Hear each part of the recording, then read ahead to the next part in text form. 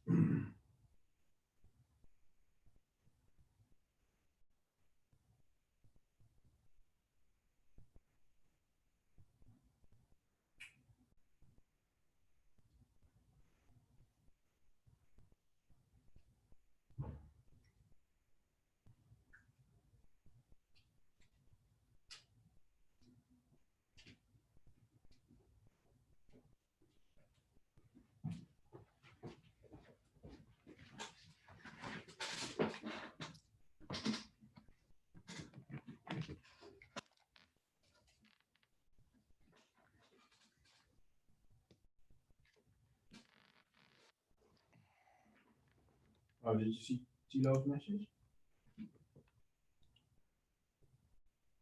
Okay. Tilo, I would, yeah, I can make you co-host. I will do it now.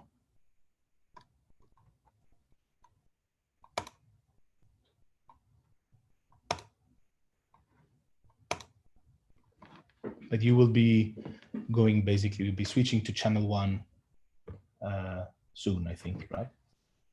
Channel 2, sorry.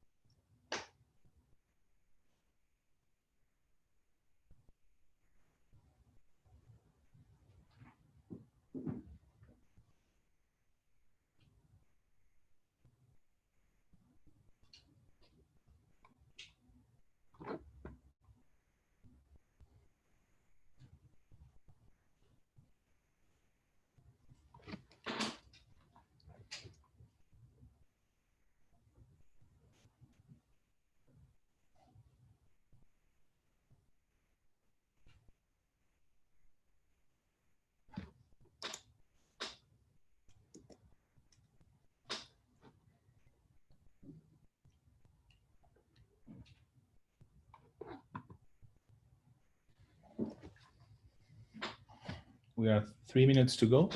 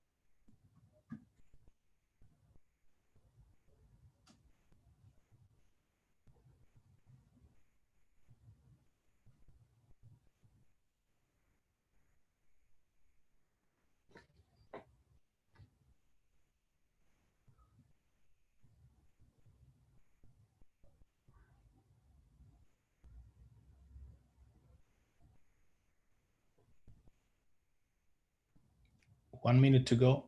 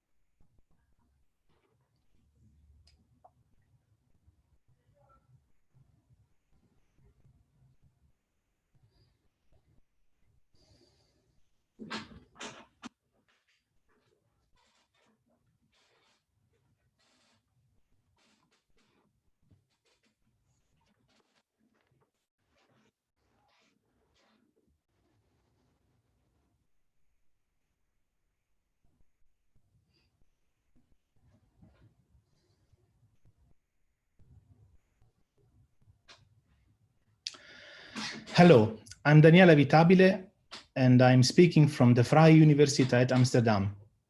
On behalf of the organizing committee, formed by Tatjana Engel, Thilo Schwalger, Willem Stannert, and myself, I welcome you to ICMNS 2020, the 6th International Conference on Mathematical Neuroscience.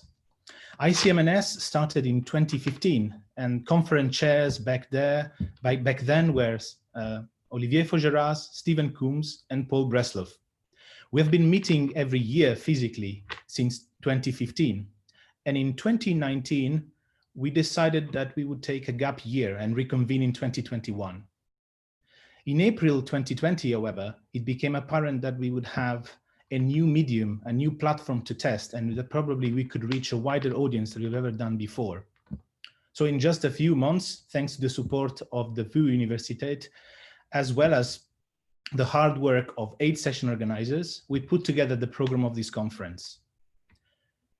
Whether this is your first ICMNS or you are a returning attendee, we want you to feel at home here. We invite you to join the debate about our community, and we hope that you will join us also in celebrating interdisciplinarity between mathematics and the neurosciences. We want to hear from you using, we hope that you will share your question using Zoom's Q&A. Over there, you can ask questions, you can upvote questions, and you can also debate them at any time during the conference. If you're following us from YouTube, you can do just the same using Slack.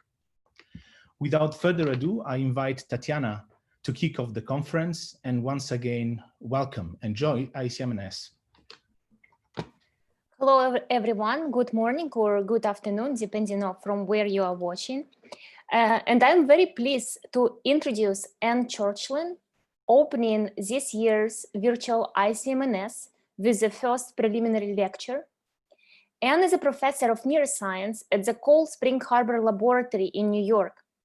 Her research is centered on understanding neural circuits that support decision-making.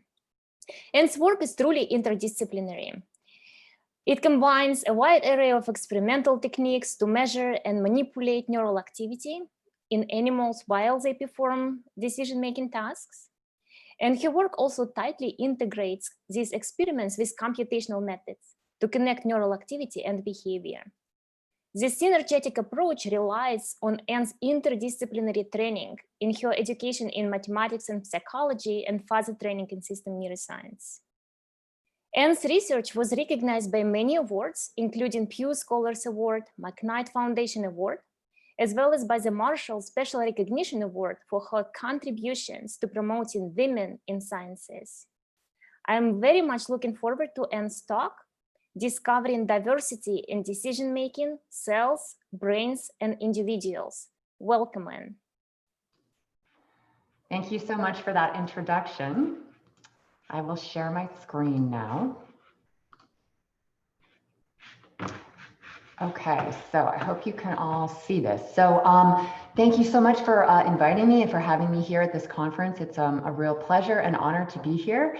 And I really look forward to hearing questions, especially from the students and postdocs in the audience. I find that the people who are newer to the field often have a really interesting perspective. So I may not be able to see your questions in the chat while I'm talking, but I'll see them at the end. And I look forward to a really interesting discussion. So I hope that the work I'm going to tell you about today is relevant to connecting brain and behavior really very broadly. But as many of you know, in my lab, we primarily focus on decision making. And we mostly study decisions that lead to movement. So for example, in this image that you see on the screen, if the mouse makes a decision to eat the blueberry, that will naturally give rise to a movement that will allow him to harvest that blueberry. And that's sort of the first reason that we study decision-making in the context of movements, that it's just a very natural thing to do, and many decisions naturally give rise to movement. And the other reason that we study decisions in the context of movements is that this is a really convenient thing to do from the point of view of a laboratory experiment. So whether you're studying humans pressing a key or animals making a licking movement or a saccadic eye movement, decisions that lead to movement offer a record into the list of choices that the subject made and a number of other associated metrics, such as how long it took to make those choices and so on. But this approach of studying decisions in the context of movements has led to a known challenge. And that is untangling the neural activity for movements from neural activity from other cognitive processes. And this is a challenge that has really been tackled head on by people in the field and have thought about how to disentangle, for instance, a saccadic eye movement used to report a choice from the decision process that preceded it, for instance, by having animals not make the movement or plan the movement until after the decision is over. Another approach is to track the metrics of the movement, such as the animal's head position in an orienting task, and then sort of regress those out when one is looking at the neural activity and wants to understand what component of that neural activity is related to movements and decision versus decision making and so on. And this is all well and good. So in the context of this talk, I'll refer to these types of movements as instructed movements, because we either trained the animal or told the human subject we instructed them to make such movements. And they've been accounted for pretty well by a number of very clever approaches. But what I hope to convince you of today is that these approaches really don't go far enough in terms of thinking of how movements and other cognitive processes interact in cortical activity. So let me formalize that a little bit for you and tell you a bit more about what I mean. So suppose we're studying decision-making in a mouse, and for instance, in the talk that I'll tell you about today, the animal makes a licking movement to report a choice to either one spout or the other. So to just recycle the nomenclature I introduced a moment ago, we would refer to this as an instructed movement. And in this case, it's task aligned in the sense that there's some sort of a stimulus, maybe a flashing shape of some sort. And the instructed movement occurs at a stereotyped time relative to that stimulus, because that's what we instructed the animal to do. But as those of you who do animal or even human work know, sometimes animals make uninstructed movements as well. So in this example here, I've schematized a hind paw movement, which is not part of the task. We didn't instruct or train animals to make it. And for this example here, let's suppose that the animal makes 2 hind limb flexions at the time that this flashing stimulus comes on. So we would call that an instructed movement that's task aligned, in the sense that there are always 2 of these movements that occur at a stereotyped time in the trial. Of course, these uninstructed movements might have a task independent component as well. That is, they might occur at idiosyncratic moments in time relative to the structure of the task. And then just to complete the matrix, of course, the instructed movements have a slight task independent component, because as many of you in the audience probably know, even when you tell a subject to do things at a particular time, there's a little bit of variation in when exactly that occurs. Okay, so this is kind of the language that I'm going to use in the talk. So what's the big question here? Do brains prioritize cognition and instructed movements, or do other signals dominate? So to get at this, we developed an auditory-visual spatial detection task in head-fixed mice, and an auditory or visual stimulus appears on one side or the other, and it's simply the animal's job to report with a licking movement which side the stimulus appeared on by licking to the spout on the corresponding side. This task is a rather simpler version of a large number of rodent decision-making tasks, most of them multisensory, that my lab has developed over the years in parallel in rats and mice and humans as well. And I won't have time to tell you about that today, but there's a published literature on that work. So this is what the task looks like. So at the moment, you're looking at the mouse from underneath. The camera is positioned below the animal. So that's its nose and whiskers at the top of your screen, and its mouth is just below that. You also see 2 lick spouts at the top and 2 handles at the bottom. And the first thing that happens is the handles move in, and the animal makes contact with those handles when it's ready to initiate the trial. Now you're seeing the animal from the opposite point of view, this time from the back, and now you're going to see the stimulus. In this particular trial, it's a visual stimulus, although on interleaved trials, it's an auditory stimulus. And for this trial, it occurs on the right. You can see there's two stimulus presentations separated by a short delay. After that, there's a 1 second delay period where the animal has to hold its decision in mind. And then after that, it's time to report the choice. Here's the same view of the camera I showed you originally. And this time the animal's going to make a licking movement to one of the two spouts and the other one will move out of the way. So look at the top of the video because it happens pretty quickly. So he committed to the spout that's on the left side of your screen and the other one moved away. And that's simply to prevent the animal from changing its mind and ensuring that it will commit to one choice. Okay, so as you can see from the slides I just showed you, we made use of video in this study. We had two cameras, one that was on the animal's face and one that was on the animal's body. And this allowed us to track a number of body parts explicitly, such as the pupil diameter, which we estimated and which fluctuated over time as the animal was engaged in the task, not unexpectedly. And we were also able to track the whiskers and the nose and made some other less supervised use of video as well that I'll tell you about in a moment. This is a similar approach to the one that was used by Carson Stringer in a paper that she published around the same time that we published ours, and made a number of conclusions that I think complement what we observed really well. Okay, so remember our goal here is to determine whether cognitive or movement signals dominate neural activity in experts. So to do that, we wanted to look at cortical activity really, really broadly because we wanted to be open to the fact that there might be multiple cortical structures that were relevant to understanding how movement and cognitive signals interact. So to do that, we used mice that express a calcium indicator in all of the excitatory neurons. And what that means for people who are not aficionados in the audience is when a neuron fires, it turns green. And that means it emits photons that we can collect with a wide field macroscope. It's a custom setup that we built. And the photons are captured by a PCO edge camera at the top of the setup. And we illuminate the GCamp to get the photons with 470 nanometer wavelength light. And we also have a second hemodynamic channel that we illuminate at a shorter wavelength, and that's to correct for the hemodynamic signals, which are related to, but which are slower and smaller than the direct neural activity that we measure with the GCamp. Slightly more direct, I should say. They're actually both indirect measures. Okay, so this is how we measure neural activity, and there's a few wins to this approach and to doing it in the mouse in particular, which is why we went this route. So the first thing is this. So this approach allows us to measure neural activity through an intact skull. So we don't have to put a window on the skull, no craniotomy, nothing. We can just see through the skull. We move the skin out of the way and we can see most of the entire dorsal cortex. Here we also benefit from the fact that mice are lissencephalic, that is they have a flat cortex with no bumps and grooves. And that puts us in a great position to verify this technique by making maps of visual space. So to do this, we simply show a passively viewing animal, horizontal gratings that are moving vertically and vertical gratings that are moving horizontally. And then we look for each pixel, we say which phase of that cycle does the pixel respond to. And because primary visual cortex and its surrounding areas are arranged retinotopically, we should see a very systematic progression of the phase that each area responds to. And this allows us to identify primary visual cortex and usually around 5 additional secondary visual cortices.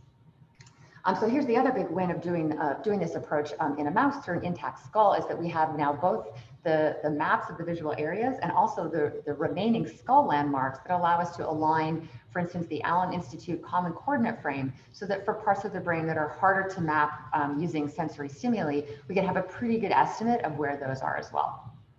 So this is the first thing we do in any animal that we have. These are the 11 animals that are in the talk today, and you can see there are really nice retinotopic maps for all of them. This is really handy for aligning the brain, the atlas, right, so that we can tell later on where the areas are, and also verifies that we're getting reasonable signals.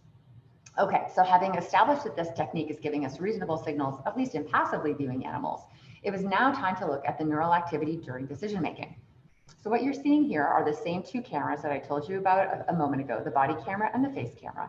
And on the right, you're going to see single trial cortical activity that's associated with the movements that you're going to see on the left. And we'll go through a couple of trials, and I'll just let you kind of look at this activity, which is sort of the first thing that we did when we recorded it. It's slowed down quite a bit, by the way. So as you're looking at this movie, you might notice a couple of things, which we noticed. And for us, there were really two things that stood out. And the first one is the activity was quite widespread. And this to us was kind of surprising because this is a relatively simple task. It's just to localize something in space, make a licking movement to that part of the brain. The fact that the large swaths of cortex seemed to be recruited was sort of surprising to us. And the other thing that was surprising to us is that the activity was highly variable trial to trial. There was a really quite unique pattern every time the mouse made the decision, even though the decision was ostensibly the same every time. So these two features were rather puzzling to us. And we wanted to get to the bottom of that. But before we dug into this single trial, these mysteries of the single trial, as you might call them, we decided to first take a step back and just look at the trial averaged activity to make sure that we're really getting the right signal in the right place at the right time. Because when you see movies like the one I showed you about before with a new technique, they're calcium signals, you have to be a little bit skeptical and wonder, well, maybe we're just not really measuring reasonable signals at all. So first thing we did is go to the trial averaged activity to make sure that we're seeing the signals in the right place at the right time. So we took advantage of the fact that in primary visual cortex in area V1, the signals, their temporal dynamics are really well established, really well studied. And so if everything is working according to plan, we should know exactly what we should see. So for instance, when we compare V1 activity for trials where we presented lights versus trials where we presented sounds, those should clearly be very different. So that's what you see here on the bottom. There are the two trial types are overlaid here. This is at the beginning before the stimulus comes on. So you can't tell that there are two traces here, a red and a black, but there are. And this is the raw fluorescent signal on the vertical axis as a function of time. So when the stimulus comes on, you can see that trials with lights versus trials with tones are very different from each other. And if you look at the gray trace, that's for the lights. I hope you can see that the temporal dynamics are exactly what you would expect. After a short delay, when the stimulus comes on, V1 activity becomes elevated and then slowly peters out when the stimulus eventually goes off. And the two traces more or less coalesce around the time of the end of the trial.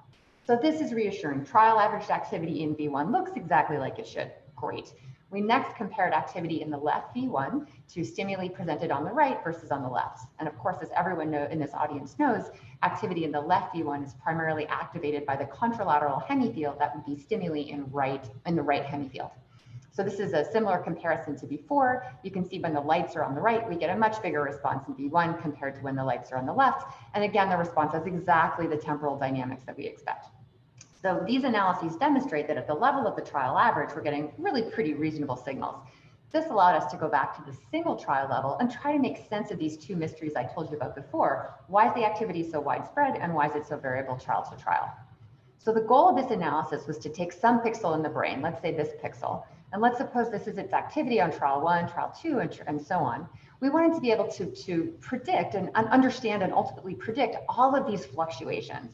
And you can see that the responses on each of these trials are really quite different from each other. And it seemed to me at first to be a rather tall order to be able to predict all of these fluctuations, especially because cortical activity is notoriously variable from trial to trial.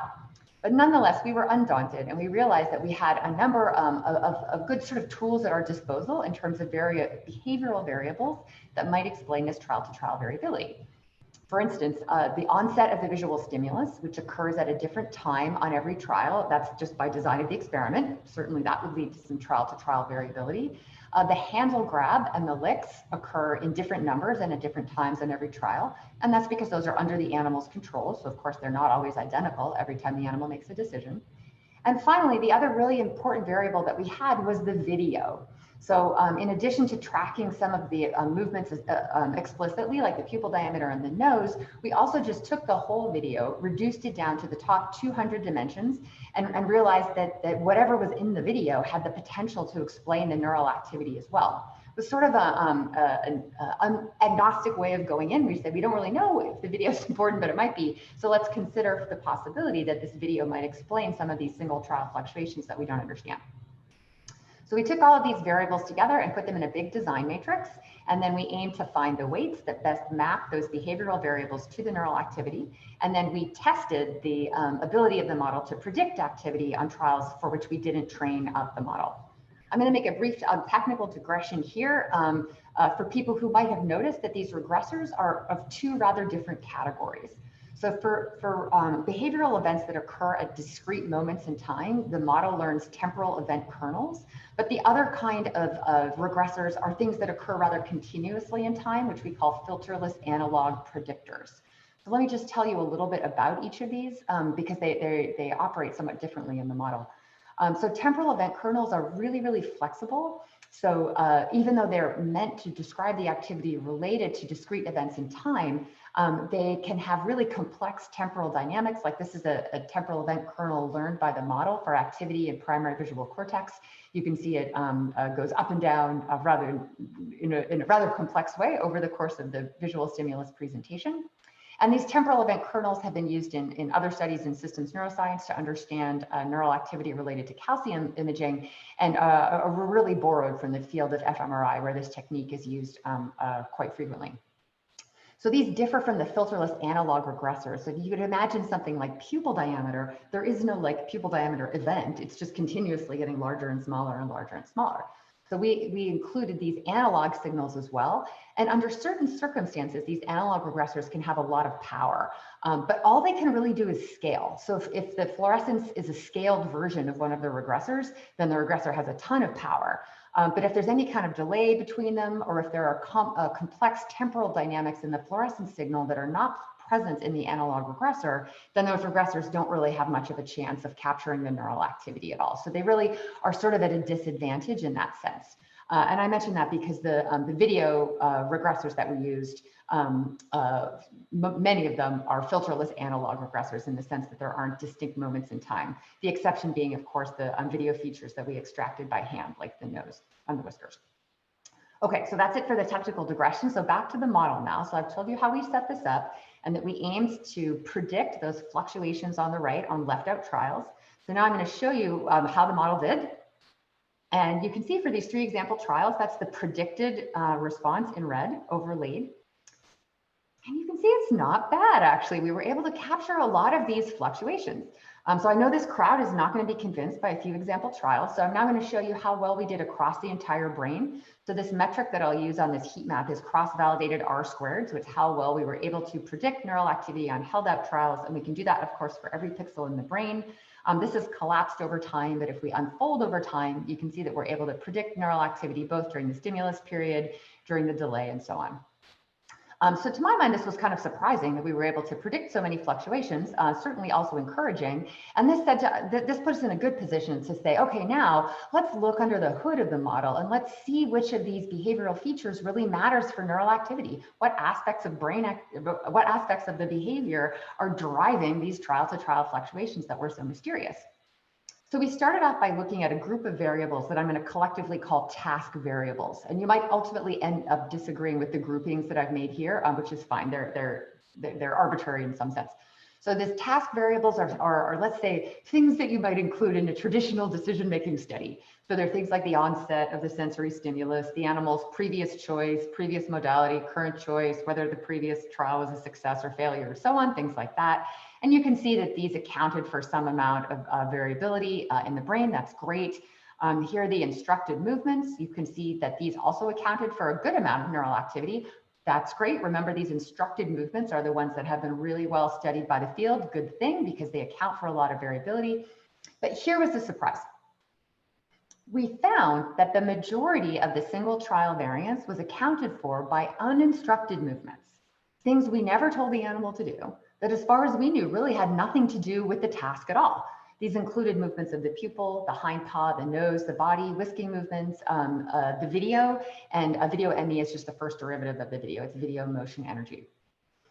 So this to us was really surprising.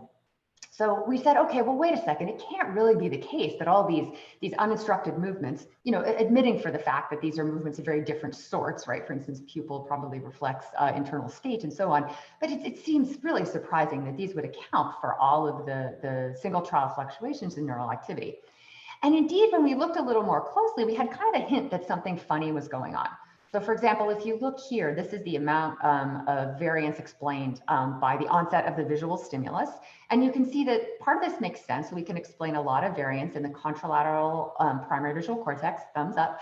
But it was weird that there were these other kind of little places in the brain that seemed to have nothing to do with stimulus onset, where we could explain a lot of activity. That was puzzling. Similarly, when we looked at how well the right handle grab explained neural activity, it seemed to explain it similarly well on the left and right somatomotor areas, which is odd because the contralateral one should have dominated. And finally, this was super weird. We looked at the activity related to nose movements. And although the olfactory bulb, that's at the very top, by the way, explains some of the variance, again, most of the areas that seemed to be most important were these somatomotor regions, which were not obviously related to the nose.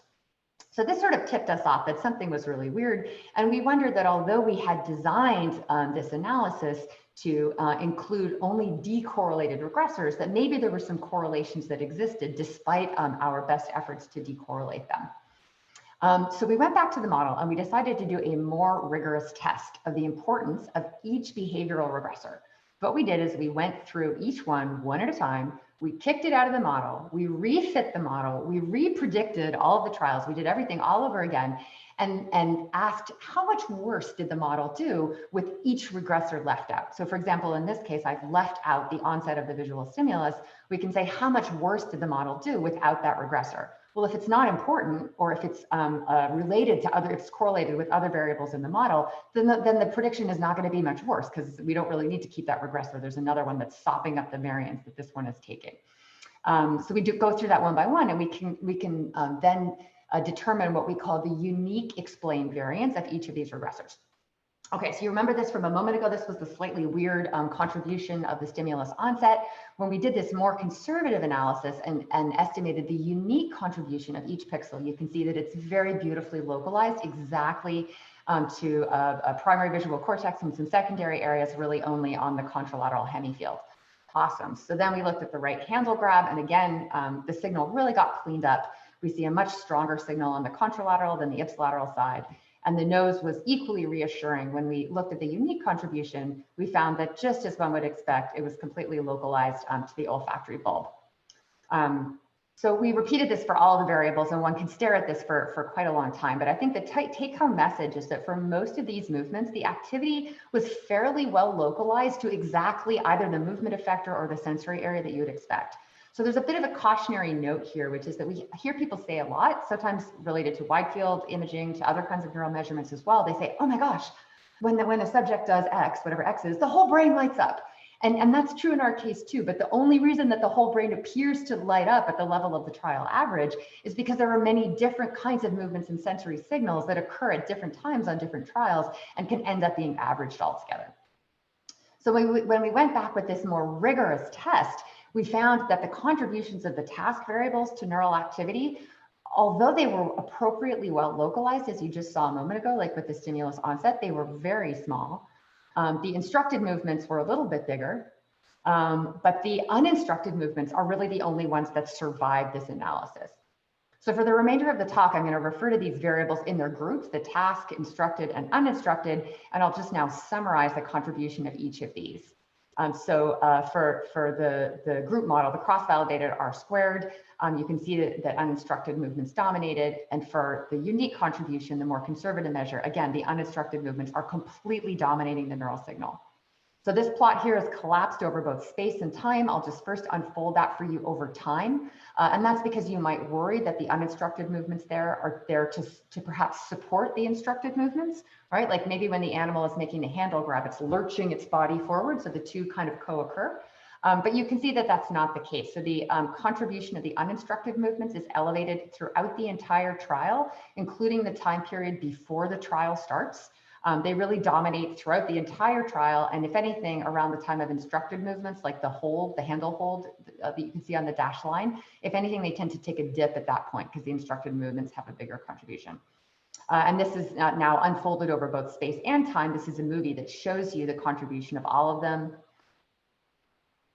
You can see the task variables have a brief moment in the sun when the stimulus comes on. But other than that, the uninstructed model is really explaining the majority of the movements.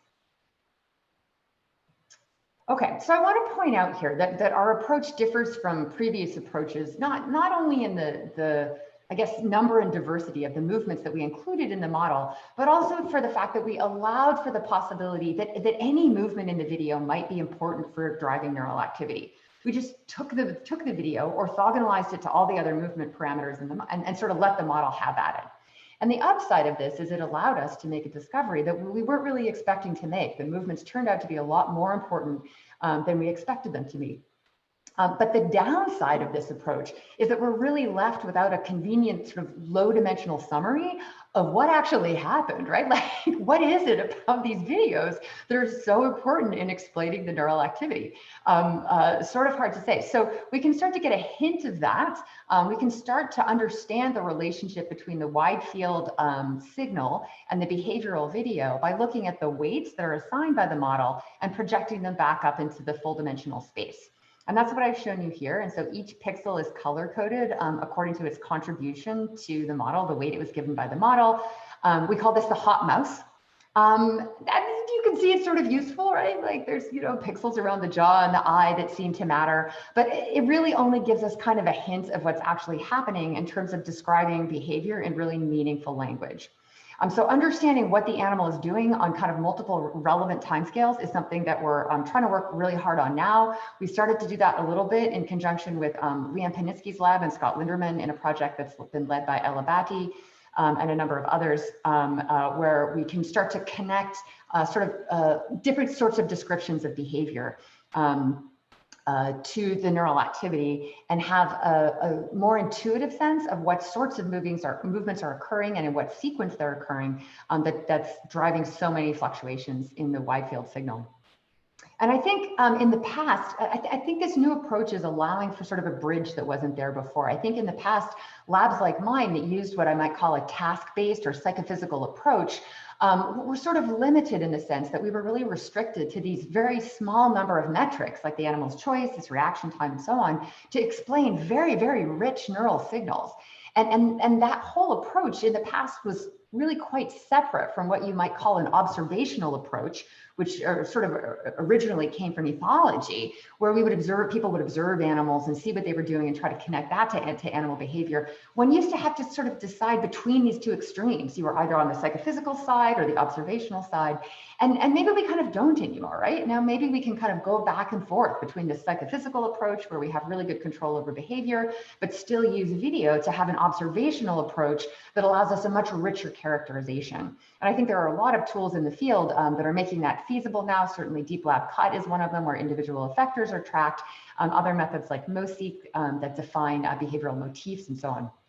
I think in addition, artificial model organisms can help us understand those neural signals as well.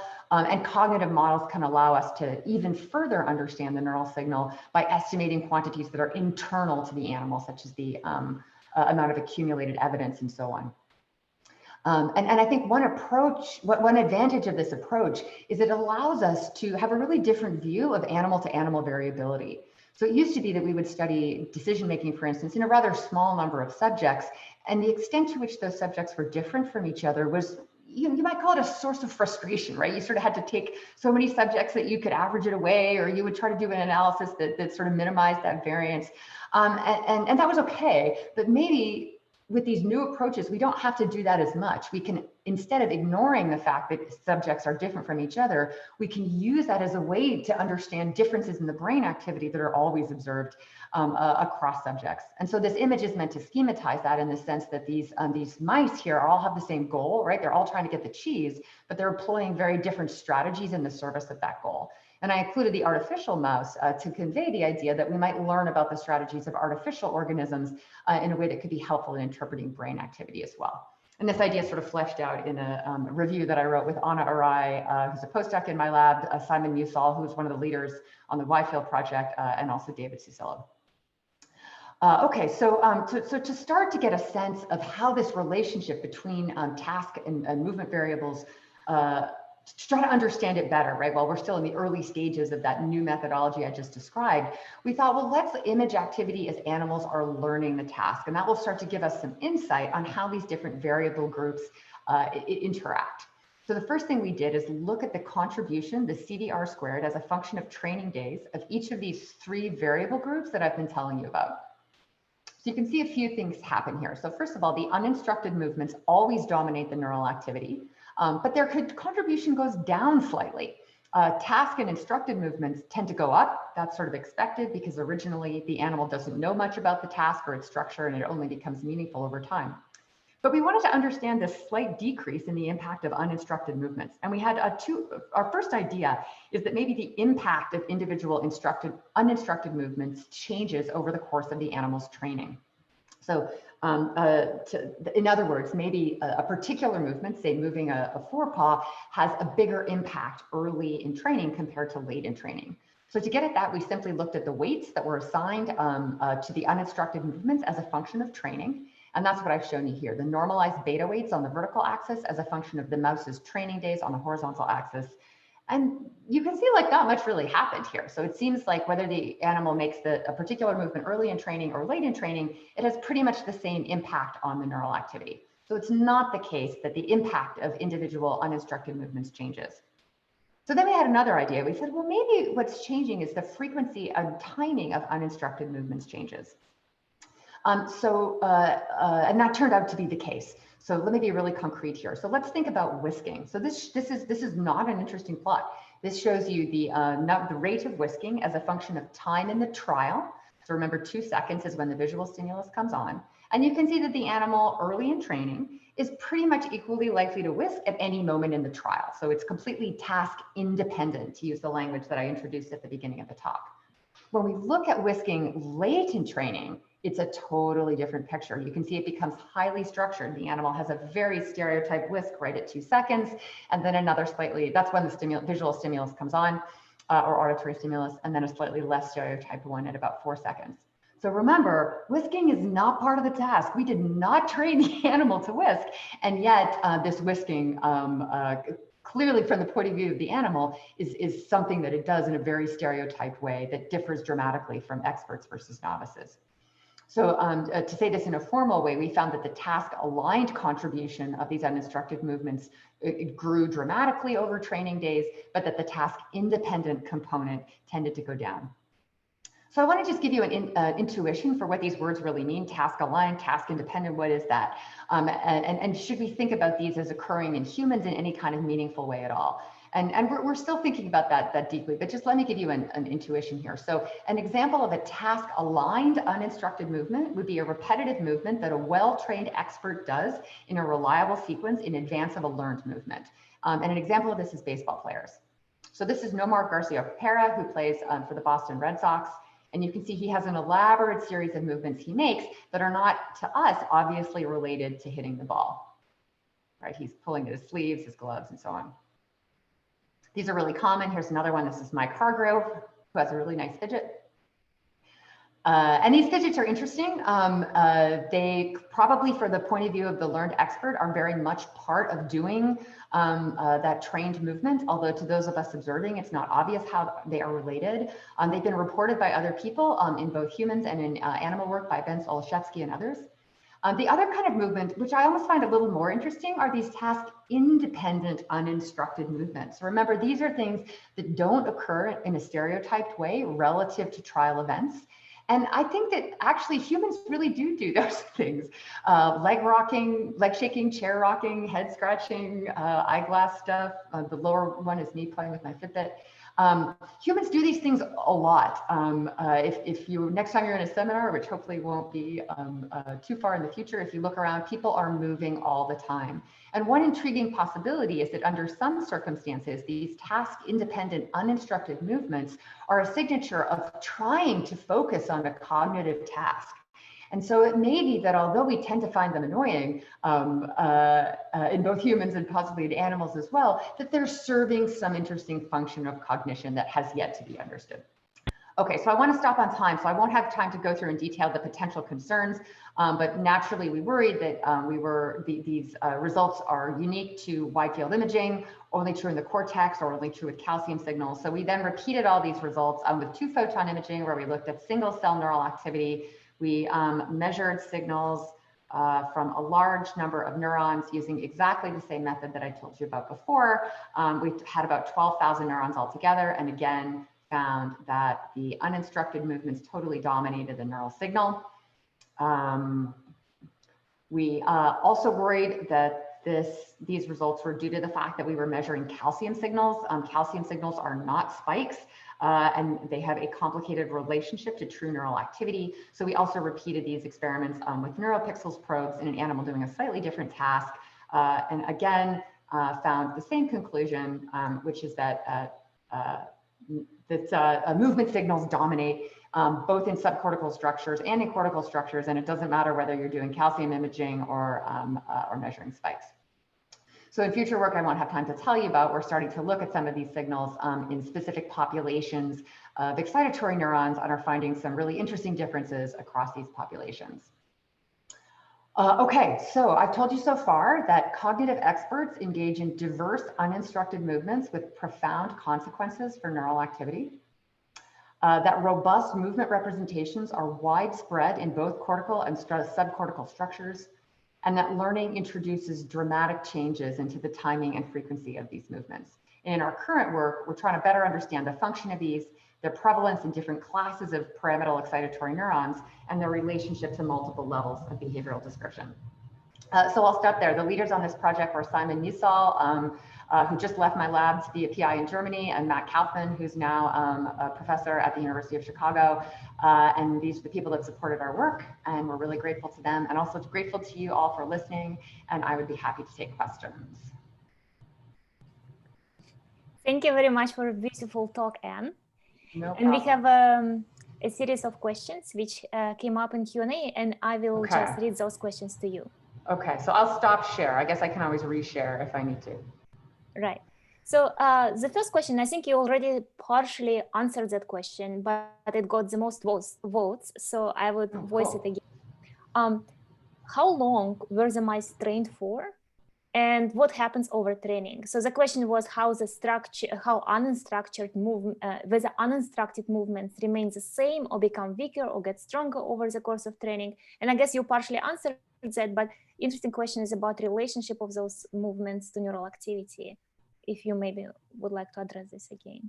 Yeah, sure. I'll share that slide again because I went through that quickly. So yeah, we trained the animals for, it depends a little bit how quickly they learn. So it's not always clear what would count as the training time. But here you can see data that's collected over about 45 days. So pretty long time. So the animals are trained about 5 days a week. So that's about 9 weeks of training. And then we looked at the contribution of each of the variable groups separately. The uninstructed is in black, the instructed is in blue, and the task is in green.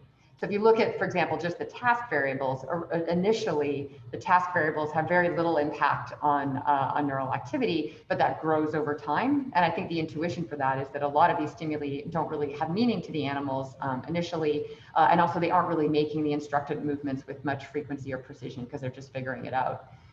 It was the decrease in uninstructed movements that was more mysterious. And that decrease, the fact that that black line goes down over time, was what drove us to do the analysis where we first looked at the beta weights assigned by the model to the movements and found that they did not change. And then looked at the frequency of and timing of the movements and found that they really changed quite a lot.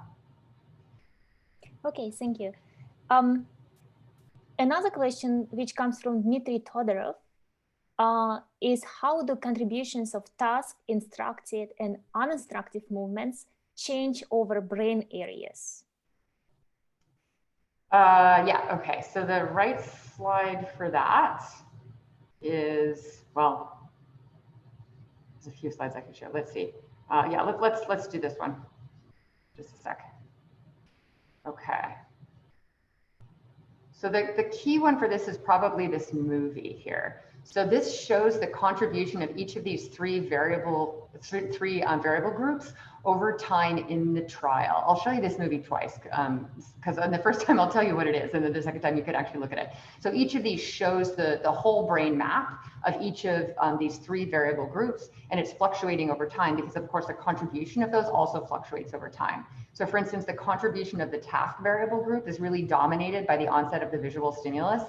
That's mostly because V1 is big and in the back of the brain and has a spatial map to it. So the contribution of that variable group is is clear and transient only when the visual stimulus is on. Instructed is in the middle, and uninstructed is just one to the right of that, and then the full model is one over. So you can see that that uninstructed movements explain neural activity really all over the brain, including primary sensory areas like V1. But the task variables and instructed movements are more localized to the stimulus or effector at hand. So I'll show you that movie just one more time so you can look at it. There we go. Okay, so this is the baseline period. Animal does a handle grab in a second. You can see that the somatomotor areas start to get active. Stimulus comes on. V1 is transiently relevant. Then there's a delay. And then around the time of the movement, then there's more activity again. Does that answer the question? Yes, thank you. That's great.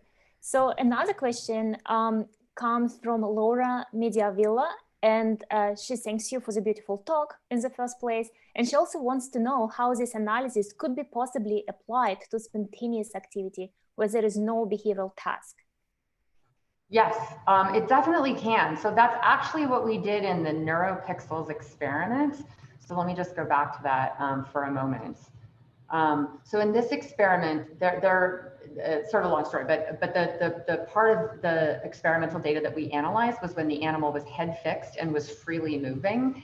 Sorry, was head fixed and could make spontaneous movements, but was not engaged in any kind of a task. It was just passively viewing visual stimuli that were presented. So because there were visual stimuli presented, we had a task model. Those are just the visual stimuli. That's basically just the stimulus model. There are no instructed movements in that case because the animal's not in a task. But other than that, it's exactly the same analysis. So you just don't include instructed movements because there are none. So all of the movements are uninstructed. So you can definitely do this analysis in animals that are not engaged in the task. It's just exactly the same, except there's no instructed movements. That's a little bit related to what Carson Stringer did in her 2019 paper. The animals were passively viewing and not engaged in a task, and they were looking primarily in V1. I think, to my mind, there have been a number of papers that have demonstrated that when animals are not engaged in a task, that there's a lot of fluctuations in brain activity that are due to kind of changes in state or movements, at least like movements like running and pupil diameter and so on. And I think for us, and maybe for a lot of other people, we sort of had the sense, or at least the gut feeling, that was really restricted to animals that were passively viewing. And we felt like, well, in our case, our animals, like, they are decision-making machines. Like, they don't have brain states fluctuating all over the place.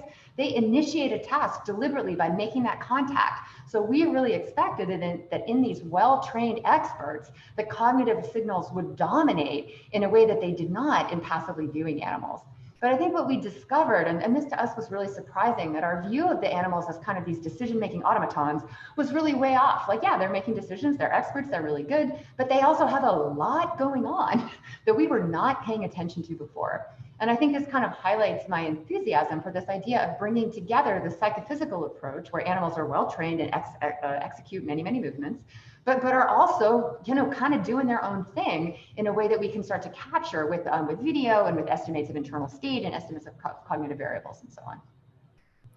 Thank you. So related to NeuroPixels, there are two more questions about these NeuroPixels recordings. One is from Dmitry Todorov, who wants to know if you were able to record from subcortical structures during these experiments. Yes, so actually in this slide here, VC stands for visual cortex, SC is the superior colliculus, and MRN is the midbrain reticular nucleus. And you can see that in all three areas, we found that the movement signals really dominated. So in this case, we were only looking at uninstructed movements, so we aren't able to compare instructed versus uninstructed, but we know that even in these subcortical structures, the movement signals are very, very large. And another question about NeuroPixel is whether you were able to look in different cell types, for example, excitatory versus inhibitory neurons, and what was their contribution. And when you analyze this data, were you looking in mean firing rates of these single units? Okay, well, let me answer those separately. So we're never looking at mean firing rates, right? Because we're always trying to, the model is by definition, it's a single trial model. So we're always trying to predict the single trial activity. We can, if you look at this slide here, the mean activity is on the left. You can predict the mean activity really easily. We have lots of, that's very feasible. It's predicting the single trial fluctuations that's really difficult. And that's what we did in both the calcium signals and also in the electrophysiology that you see here. So on the right, that's because it's single neuron, you get a neuron by neuron breakdown. So you can see for each neuron, how much movement contributes, stimulus contributes, and so on. And you can see it's kind of idiosyncratic. Like this neuron here, the stimulus really dominates, right? And this is not a movement dominant neuron. In this one, the two make equal contributions. So this neuron is driven both by stimulus and by movement. And in this neuron over here, the movement really dominates. So individual neurons, somewhat surprisingly, reflect rather idiosyncratic combinations of these different types of variables.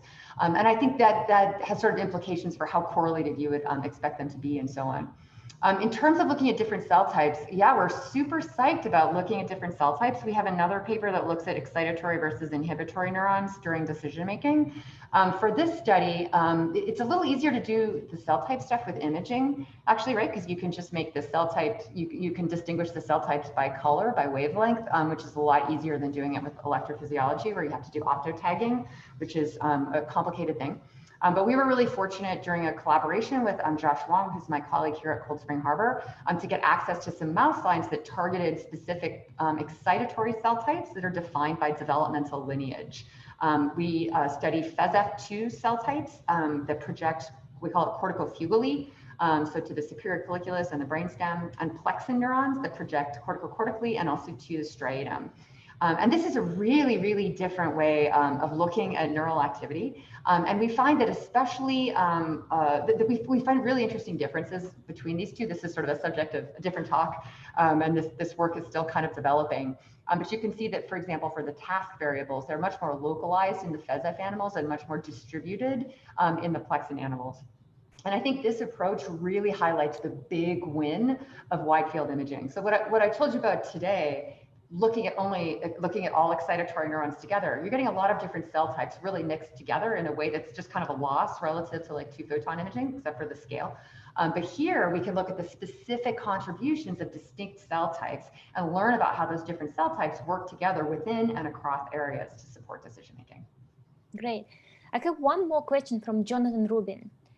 And the question is, it looks like contributions of uninstructed, instructed, and task-related movements all explain less variance as training progresses.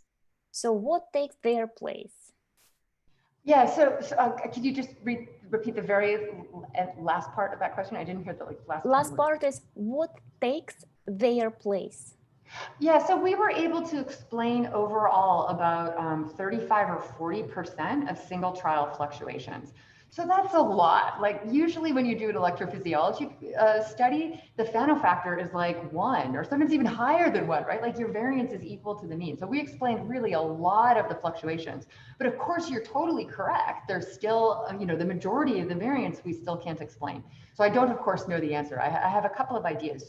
So one possibility is that there are more signals, maybe they're movement signals, maybe they're other kinds of signals that we didn't measure that also account for those fluctuations. So we didn't, for example, measure respiration or heart rate. Maybe those things account for some of the fluctuations.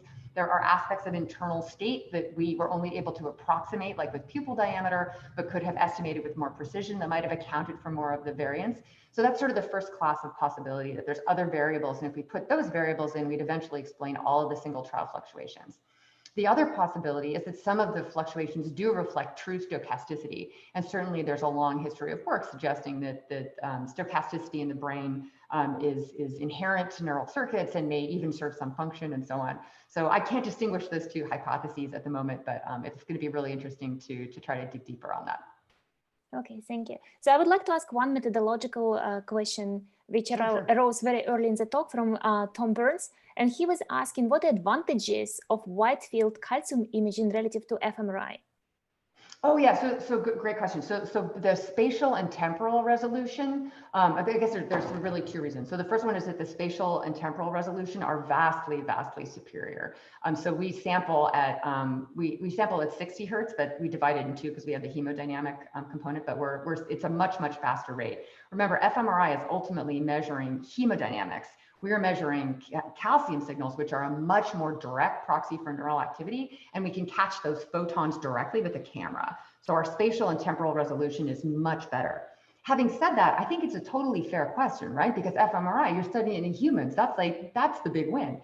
But I think that the other major advantage, and that makes wide field imaging a really important technique, it's the cell type specificity. So when you do fMRI, you can only ever look at the pooled contribution of very different cell types. In some cases it might be fine to pool those cell types together. In other cases, it absolutely isn't. There are different classes of excitatory neurons that differ completely in terms of their developmental lineage, probably also in their function. And if you can look at those cell classes separately, you'll get a very different picture of brain activity. Oh, that's fascinating. Okay, thank you and so much again for answering all these questions. We will have to close this session to stay on time, but I invite everyone to join our Slack channel. And I hope and you would be able, there is a special channel dedicated to your presentation.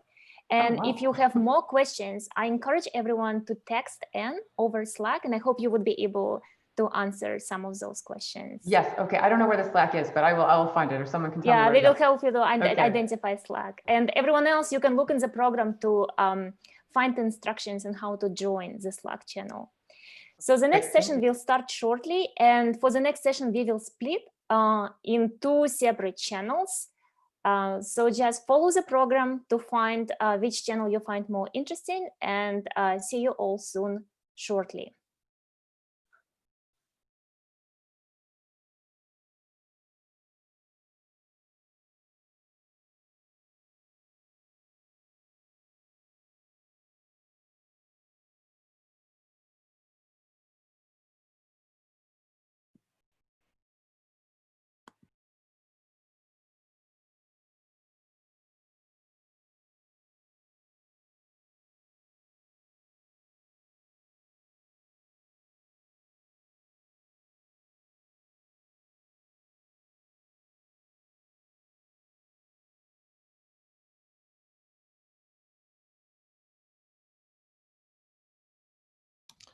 Jean-Pascal and Willem, yes, I think you can unmute now.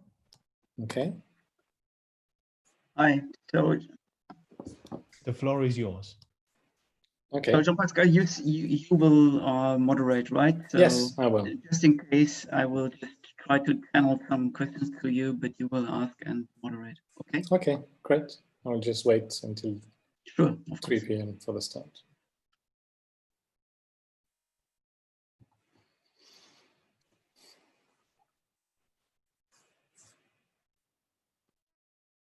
So all questions have been deleted or dismissed so that you will have a fresh template for questions.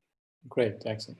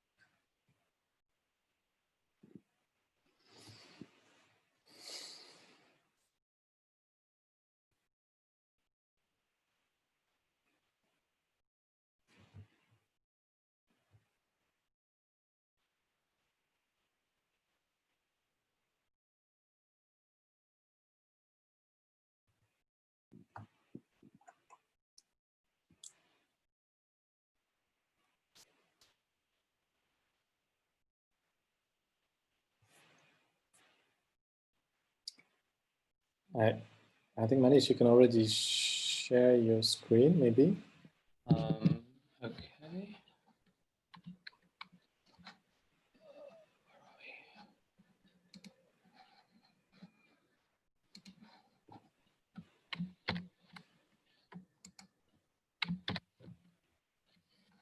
Great.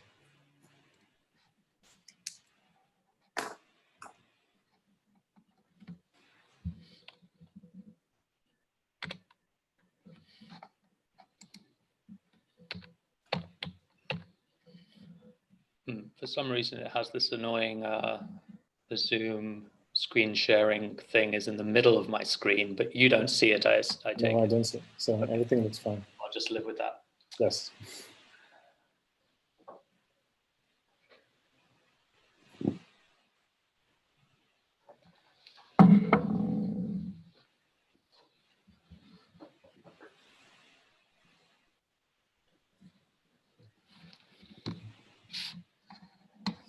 Let's see.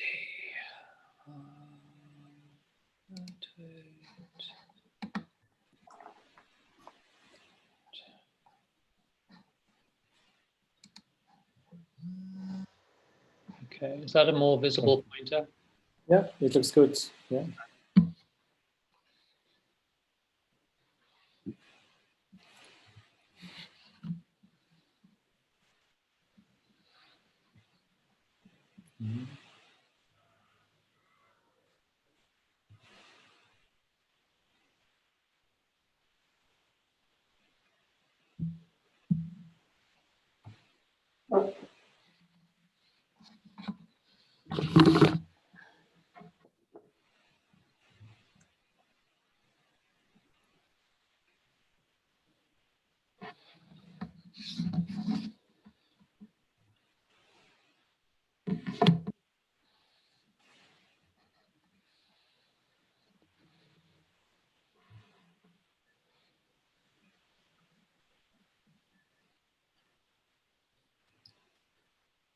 Okay, so I suppose we can start. So first, I would like to welcome everyone to this first parallel session.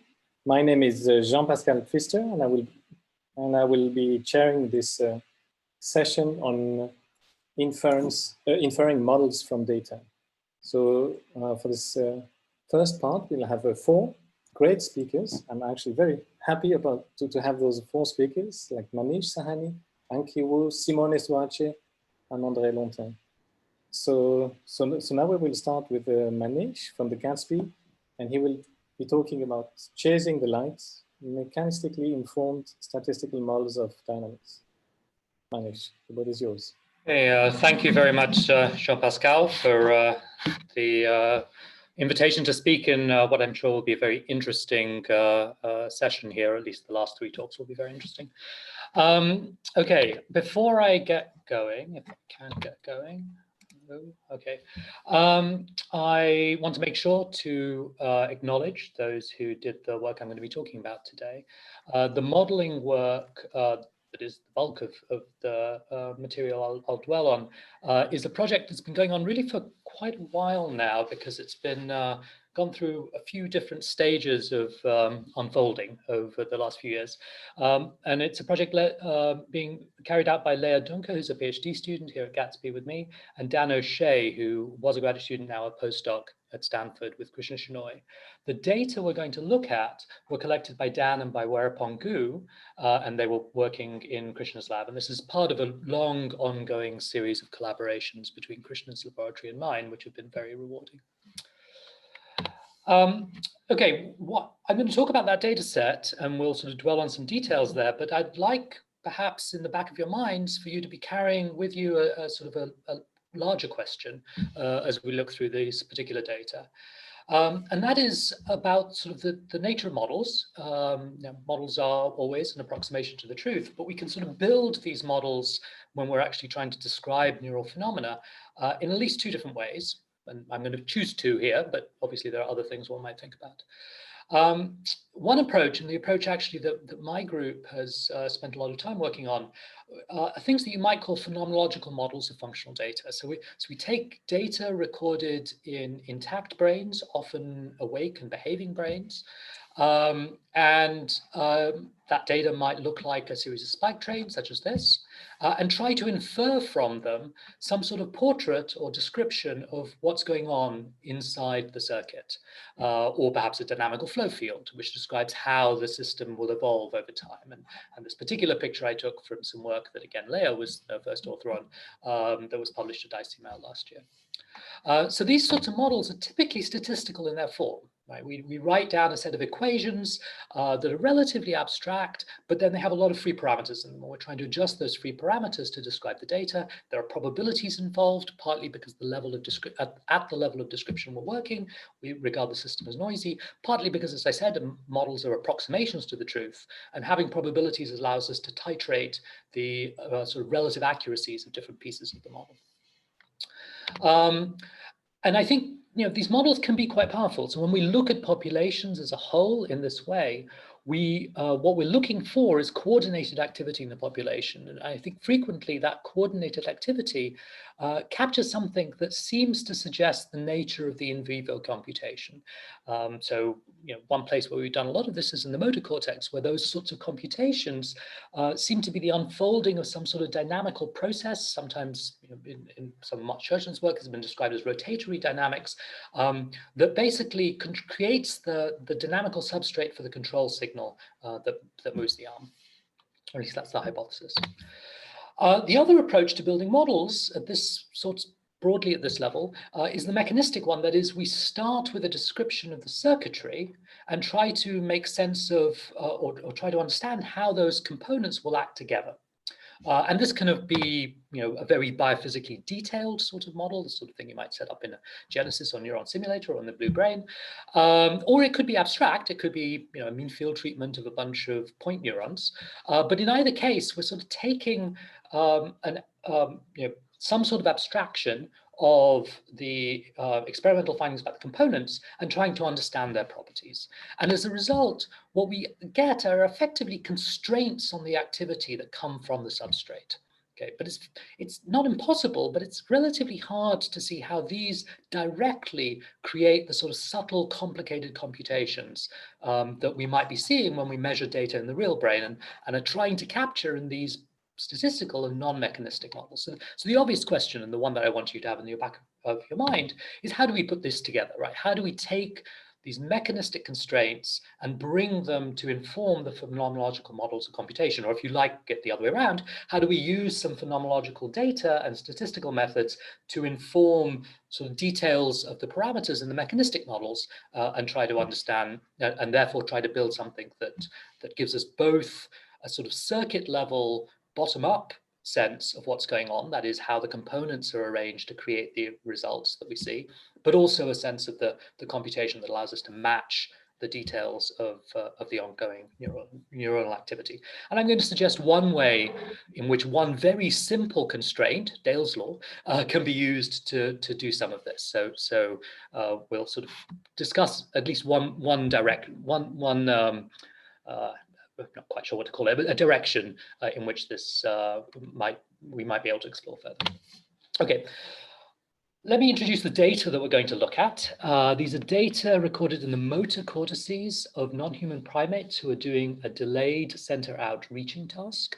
So in this sort of task, the animal's asked to initiate it by touching a point of light on the screen. A little while later, a second point of light is illuminated somewhere on the screen, in this case, one of 4 locations, as we'll see. And the animal has been trained that that's a point that it will need to touch, but not just now. It has to wait a little while.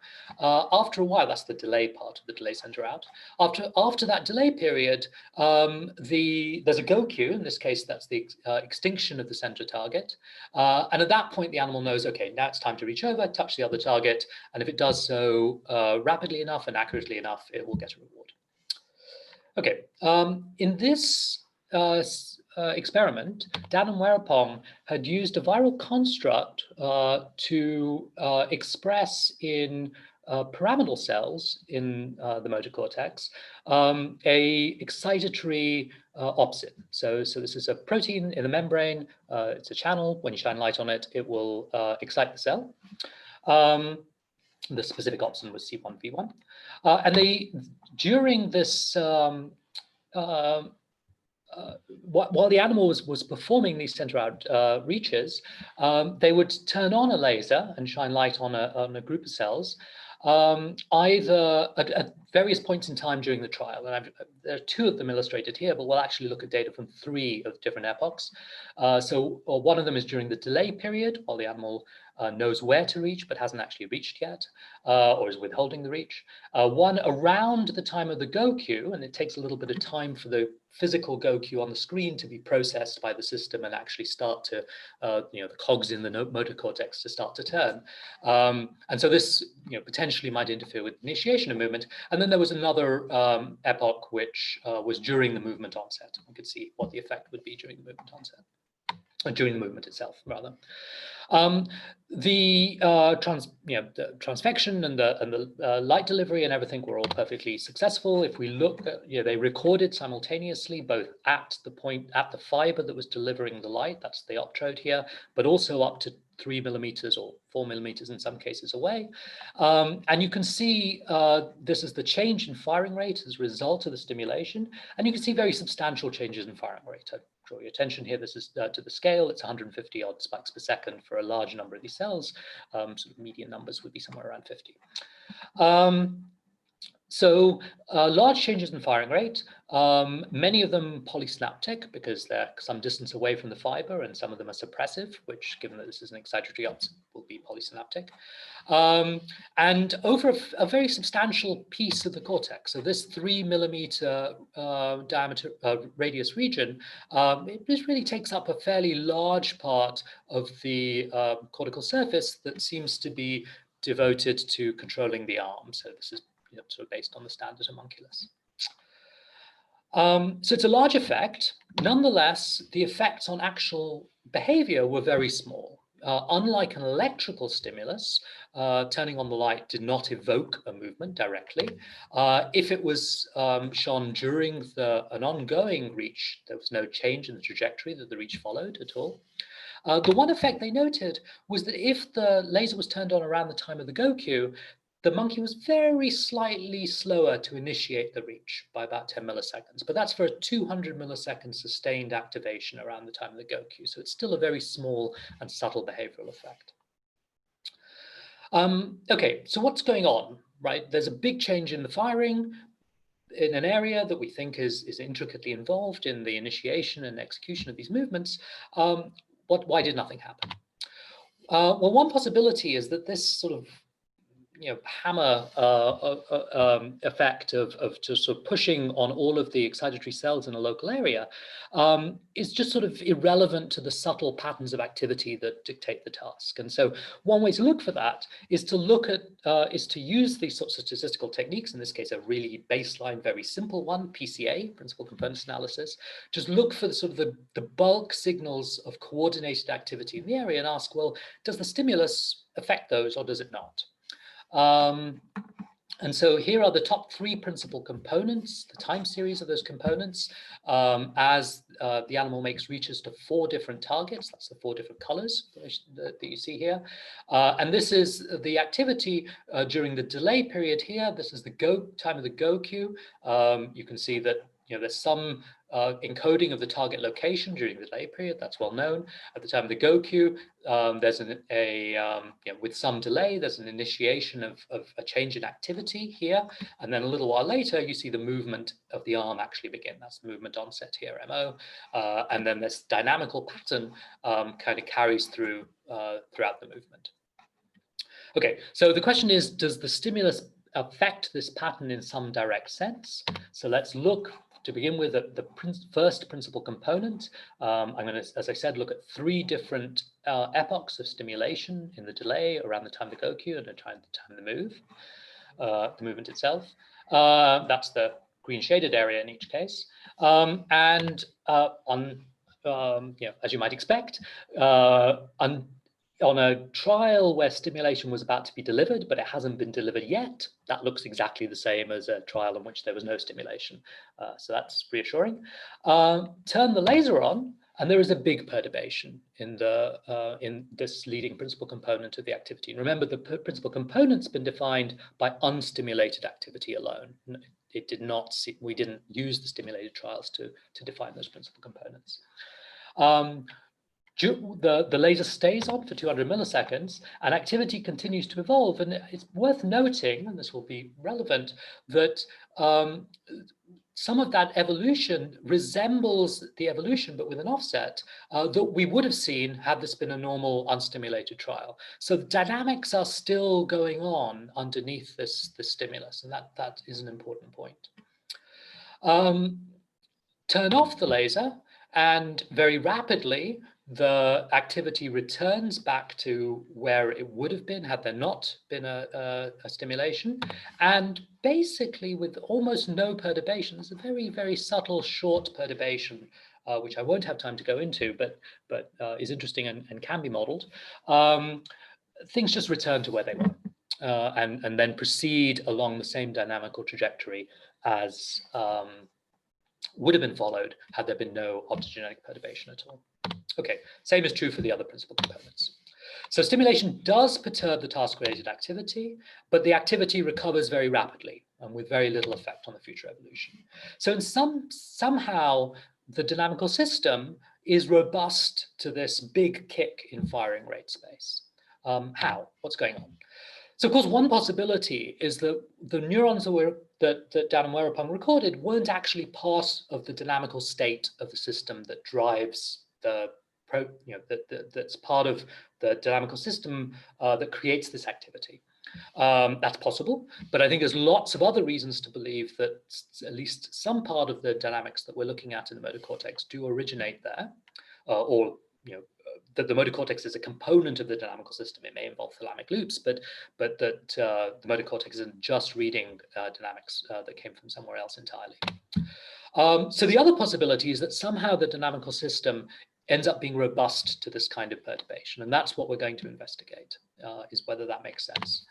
And so just to unpack what that means, if I were to write down a dynamical system for the sake of argument, a linear dynamical system that tells us how the firing rates of a whole bunch of cells, that's a vector nu t, evolves over time, and I'm going to use a discrete time formulation for this entire talk, so we'll always write things as vectors at different points in time. So we have this linear update, because I said I'm going to assume it's a linear dynamical system. There's some input signal, which, for example, would initiate the movement. If we add to that the optogenetic perturbation, the stimulus S, then effectively what we need is, as that stimulus runs through the dynamics, it decays away to zero very rapidly. It doesn't create its own ongoing complicated dynamics. Okay, and so in effect, this is a kind of null space. I mean, we've written it as explicitly a null space of W. It doesn't have to be quite that, but somehow the dynamical system created by W needs to cause S to decay away rapidly. And the question is, well, I mean, that's one way of describing the result, but why might that be true? And this is where the mechanics come in, and in particular Dale's law. So let's think about what an EI network that needs to generate robust computation in the presence of noise might look like, or what constraints would that impose? So if we have noise, a simple assumption for the noise is just sort of random input fluctuations with equal variance in all directions, so unit variance normal. In this case, if we pick an arbitrary unit vector u and ask what's the variance of the noise that we will see after one step of dynamics in direction u, the answer is given by this quadratic form with WW transpose in the middle. And this means that the direction that will carry the most variance after one time step is the one that is the leading eigenvector of this matrix, WW transpose. Now, WW transpose is the connectivity of a network that we're going to assume satisfies Dale's law. So it has a pattern that looks like this. If we order the cells with all the excitatory ones followed by all the inhibitory ones, then if we look at the columns, they're all of one sign. And if we look across a row, we have positive entries and then negative entries. So the colors here correspond to the signs. And if you take WW transpose for a matrix like this, if you just think for a moment about where the signs add up, or where they multiply rather, you end up with a product which is all positive. Okay. And there's a useful result, the Perron-Frobenius theorem, that tells us that the leading eigenvector of such a matrix has all entries of the same sign. And the sign, of course, is arbitrary, but we'll take it to be positive. Okay, so that's one observation. And so what does that mean for noise robustness? Well, it means that if the noise after one time step is going to be mapped with greatest variance onto a direction that is, not exactly a common mode, but broadly all the cells moving in the same direction, then it's necessary for that mode to, for the noise along that mode, or for that mode, and therefore the noise along it, to be suppressed. And so one way to do that, of course, is to have, if this is roughly coactivation across all cells, if W then is balanced such that the net excitation roughly equals the net inhibition across each one of these rows, then this will decay away. And so this sort of gives us another reason, if we needed one, for why it might be useful for systems to be broadly balanced. Okay, so Dale's law and robustness sort of pushes us towards this idea of balance to eliminate variability that gets squashed into this kind of net common mode. What about the stimulus that we gave here, a positive input that targeted not all cells, but excitatory cells specifically? Well, if we took an input like this, that is in the top half of the vector, so it's hitting the excitatory connected cells on this side, and ask what the effect of that will be, if roughly the excitation that drives all of the cells, that is the sum of just the excitatory part of each of these, is sort of roughly similar, that will map onto one of these modes that's sort of general common activity. And so in two steps, we would end up rejecting this kind of noise. It's not an immediate rejection, but it's sort of a two-step rejection. Okay. So that's sort of a little bit of very hand-wavy argument for why you might expect an EI-like network to be somewhat robust to this kind of perturbation. But that puts aside this observation that we have a network that can generate very slow systematic activity over time. I'm running out of time, so I'm going to very quickly try to say what we did at a very high level. So we built a model in which, and when I say we, I mean they, Leah and Dan built a model in which we have a vector of firing rates, which we think of as a population of underlying cells. These will be excitatory and inhibitory, as we'll see in a moment. And we wrote down a linear dynamical system with an input. The input just initiated the movement. So it was a very simple input and some noise. We sought to explain the measured data, which I've called Y, through the projection of nu through a matrix, actually a random matrix J. So C is a free parameter that we get to fit to explain the data. J is just a random projection of nu. Okay, and this captures the fact that the coordinated activity in here seems to be low dimensional when we try to fit it. The connectivity, as I said, satisfies Dale's law. It had a form of EI balance. We didn't actually impose the balance. We just had noise in the system. And for the arguments that I just made, that tended to drive it towards being balanced.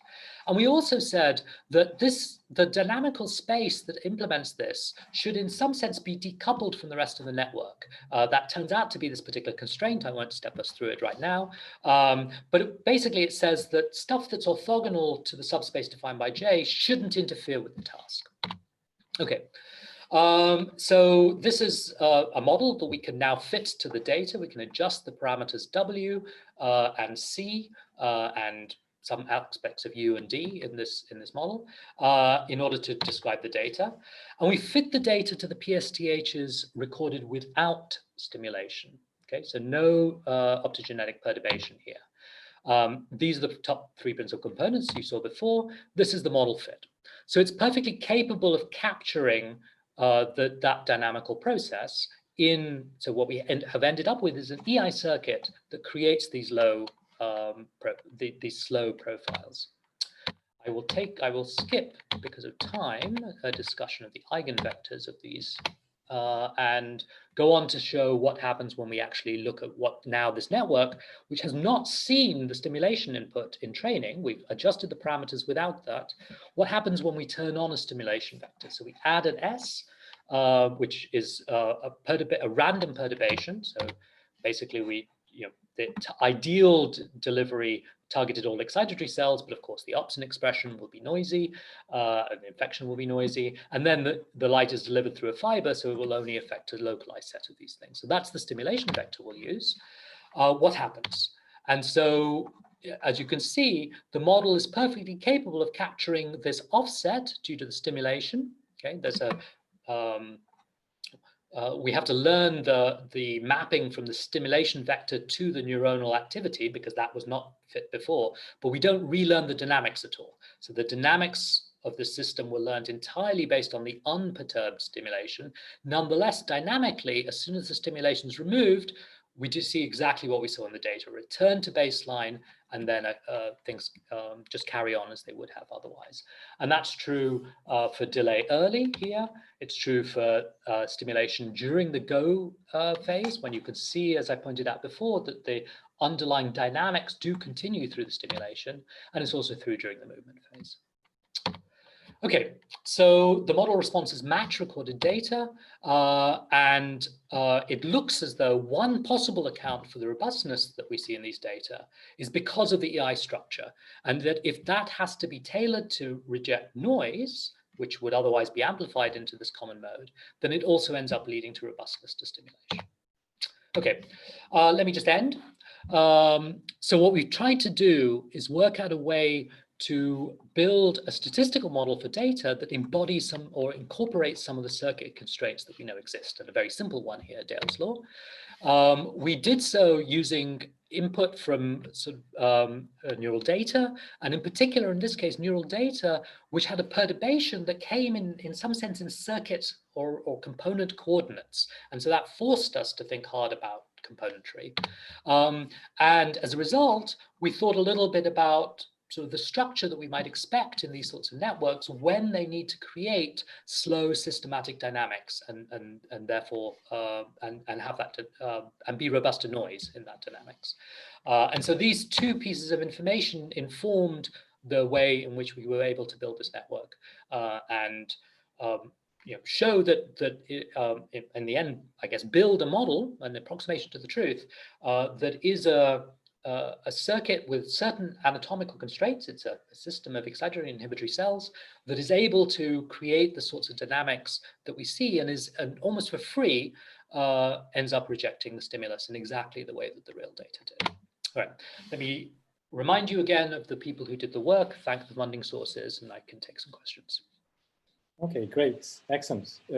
Thanks, Manish, for this excellent and really stimulating talk. Okay, so for the moment, there's still no questions in the QA. So I just remember all the attendees that they can put some questions in the Q&A form. And meanwhile, maybe I'll just ask some questions, if I may. Mm-hmm. So if I understand correctly, you're fitting a linear dynamical system, right? With the hidden variable, and you have your matrix W. Mm-hmm. It's all nice. What about nonlinearities?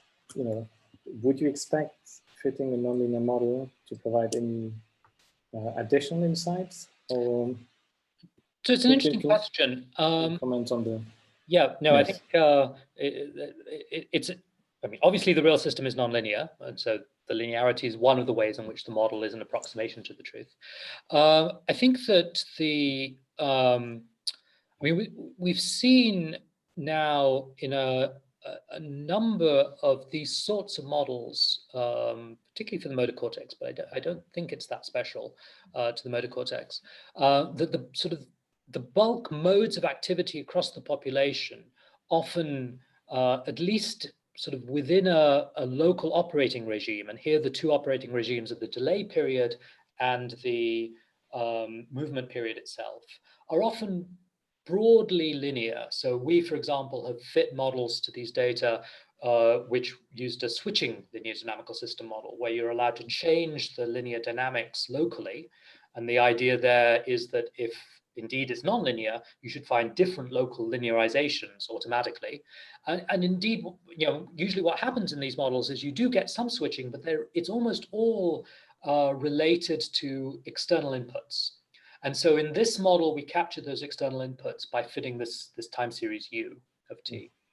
But we didn't allow that to be too complex. So the dynamical process couldn't come from U. U was just allowed to switch at the time of the go queue from one value to another value, but then that's the same value. Yes. Okay, fair enough. So this is interesting to capture everything in the U variable. One question just disappeared, but while waiting for another question, is in the introduction you mentioned, like those two classes of model, like phenomenological and mechanistic / biophysical model. What about normative models?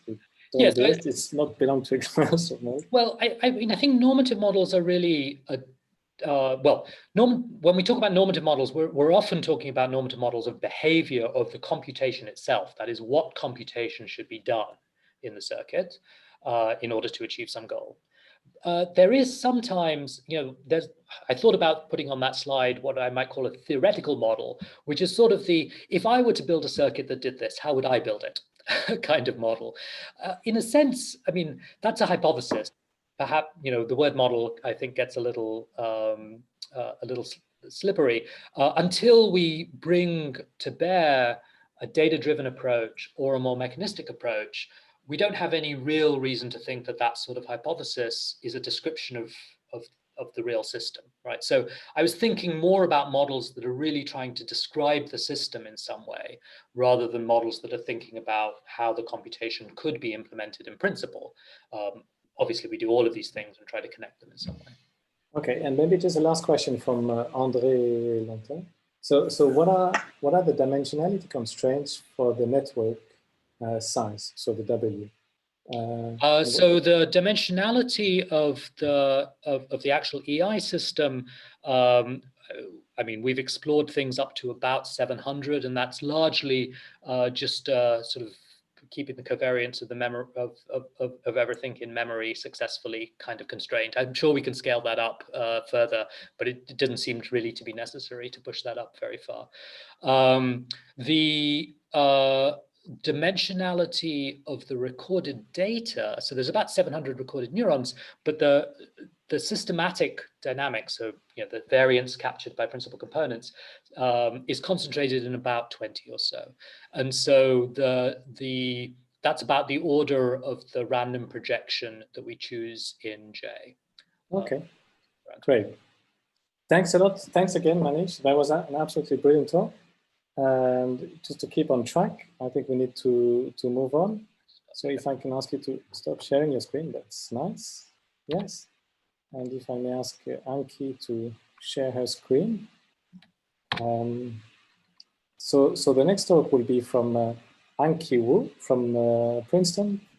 And her talk will be about new methods for identifying latent manifold structure from neural data.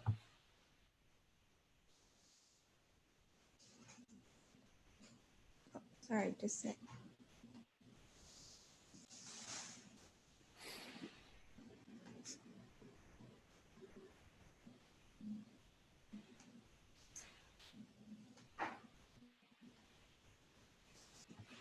Okay.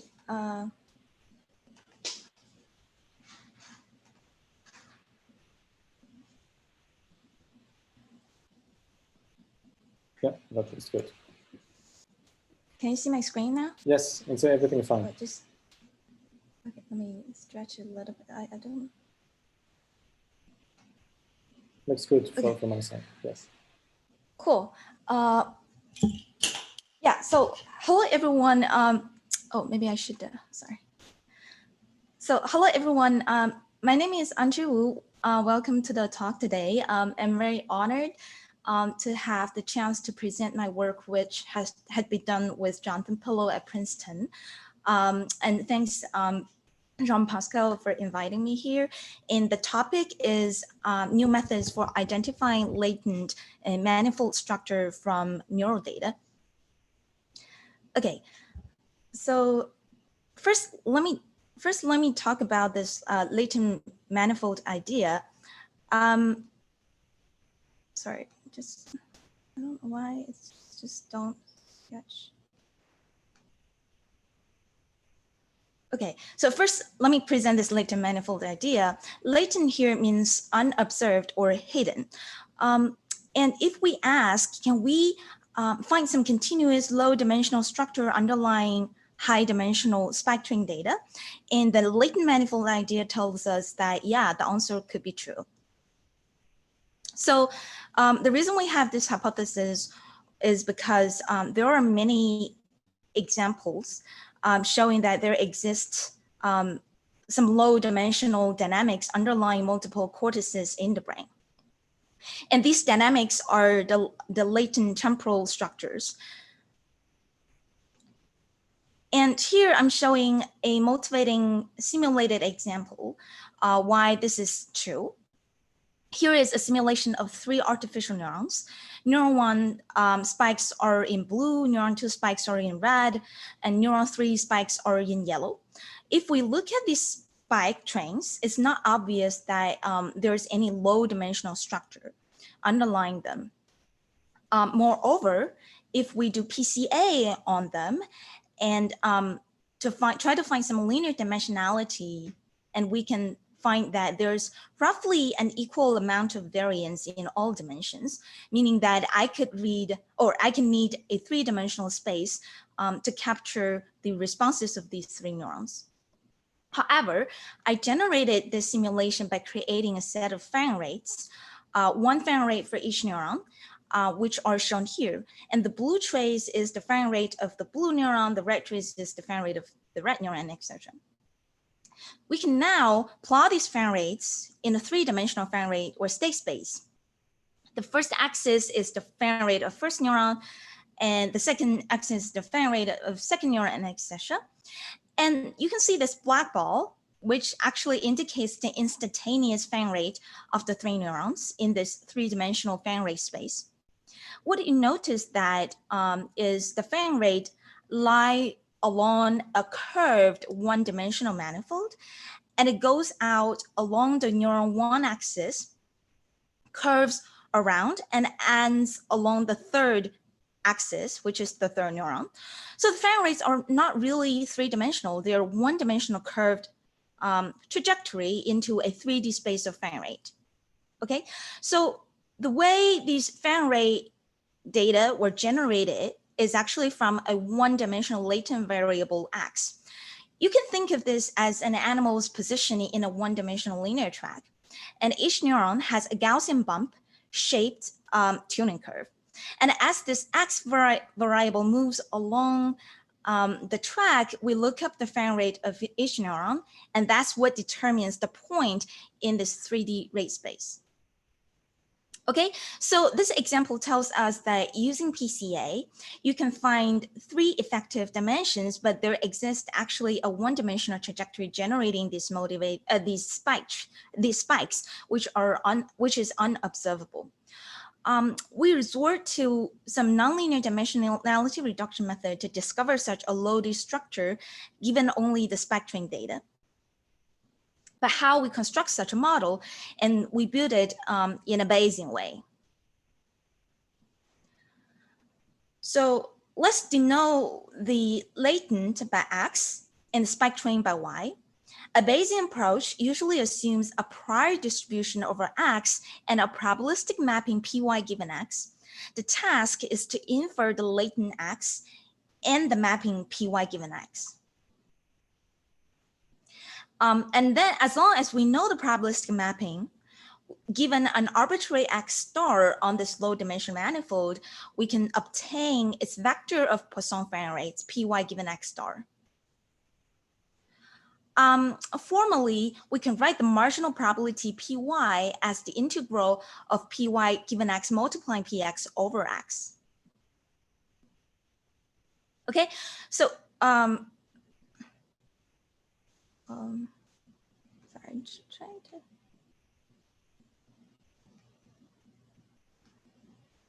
So here is the latent manifold tuning model.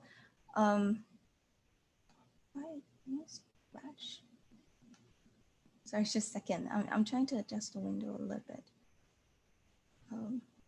Anyway, so here is a more detailed description of the model, which is the latent manifold tuning model. And here is the spectrum Y. Our target is to learn some low dimensional process X underlying Y. As mentioned, there are typical two components in a Bayesian framework.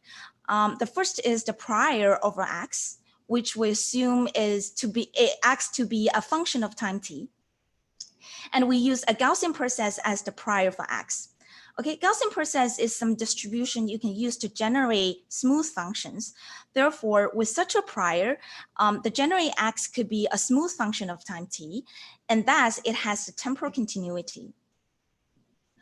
And the second component is the probabilistic mapping Py given X that maps the latent X to the spectrum Y. We assume the mapping is also achieved. First, we assume the mapping is achieved via some nonlinear tuning curves f.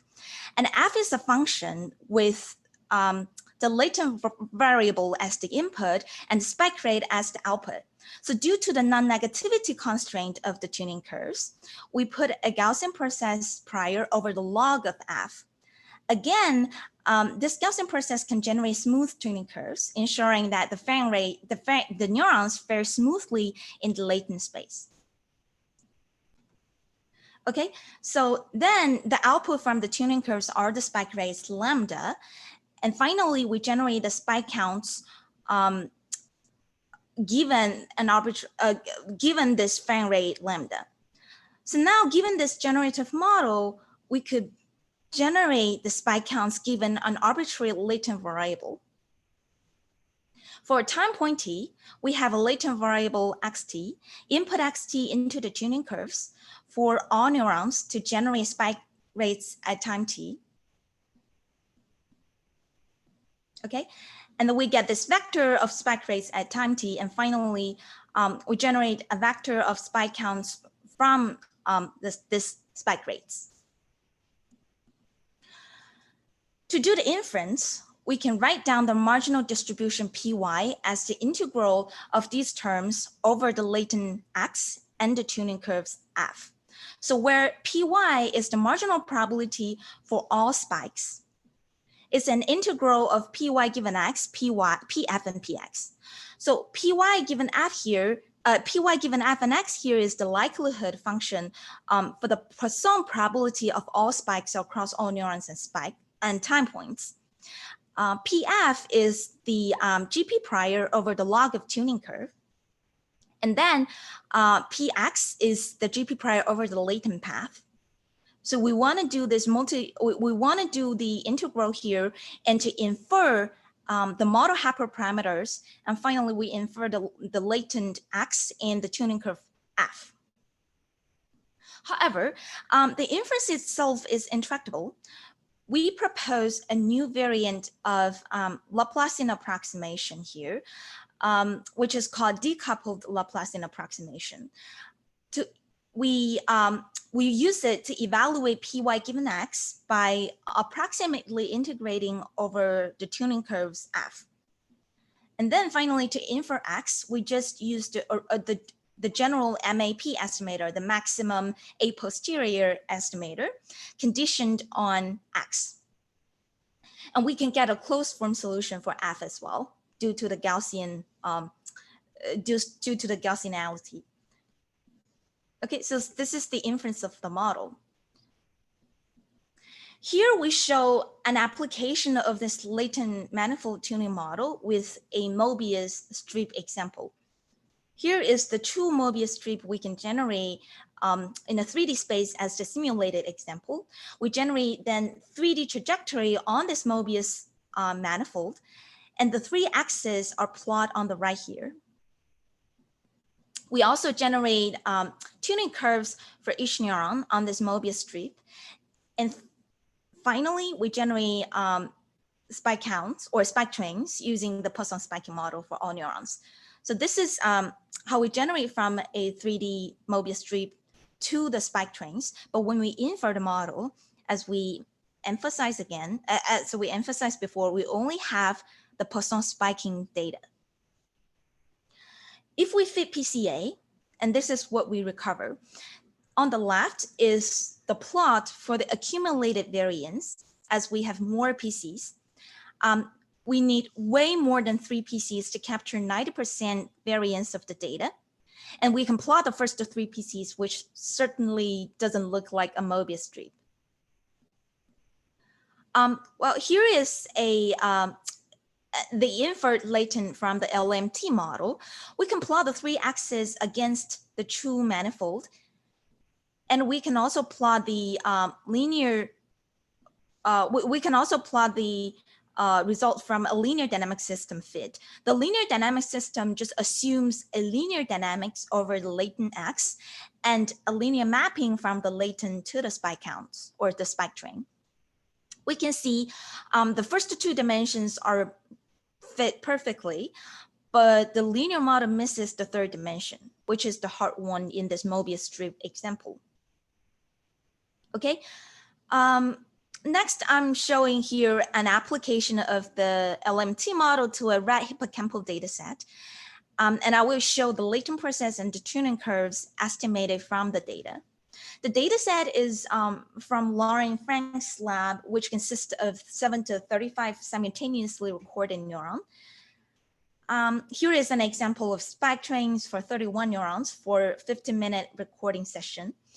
If we do principal component analysis on the spike train data, we will get at least 10 principal components capturing a significant % of the total variance of the data.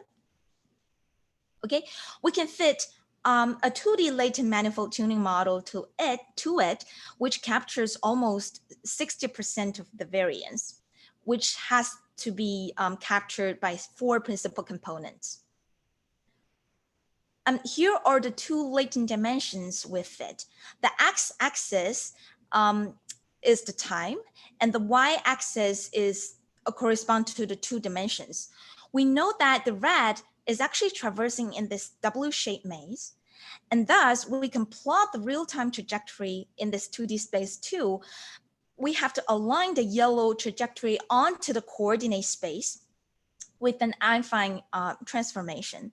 Then we can see that our latent trajectory overlays on top of the black trajectory. And this provides a nice interpretation for our latent discovery. And this is also consistent with our knowledge about place cells that they usually encode the 2D spatial locations. We can also plot the tuning curves or the place fills for 4 example neurons. The top row is the empirical tuning curve at the true locations, and the bottom row is the estimated tuning curves at the estimated 2D locations in this latent space. Okay, so now I have shown the latent we estimated and also the tuning curves, which are X and F. These are the 2 critical variables we care about from the model. So a summary of this latent manifold tuning model is we propose a doubly nonlinear latent variable model for spike train data. It's defined by 2 Gaussian process. One is for the latent dynamic, the other is for the tuning curve. And it is good for extracting low dimensional nonlinear manifolds, which is the 2D correspond to the 2D trajectories for place cells. And it's also good to recover smooth tuning curves for individual neurons.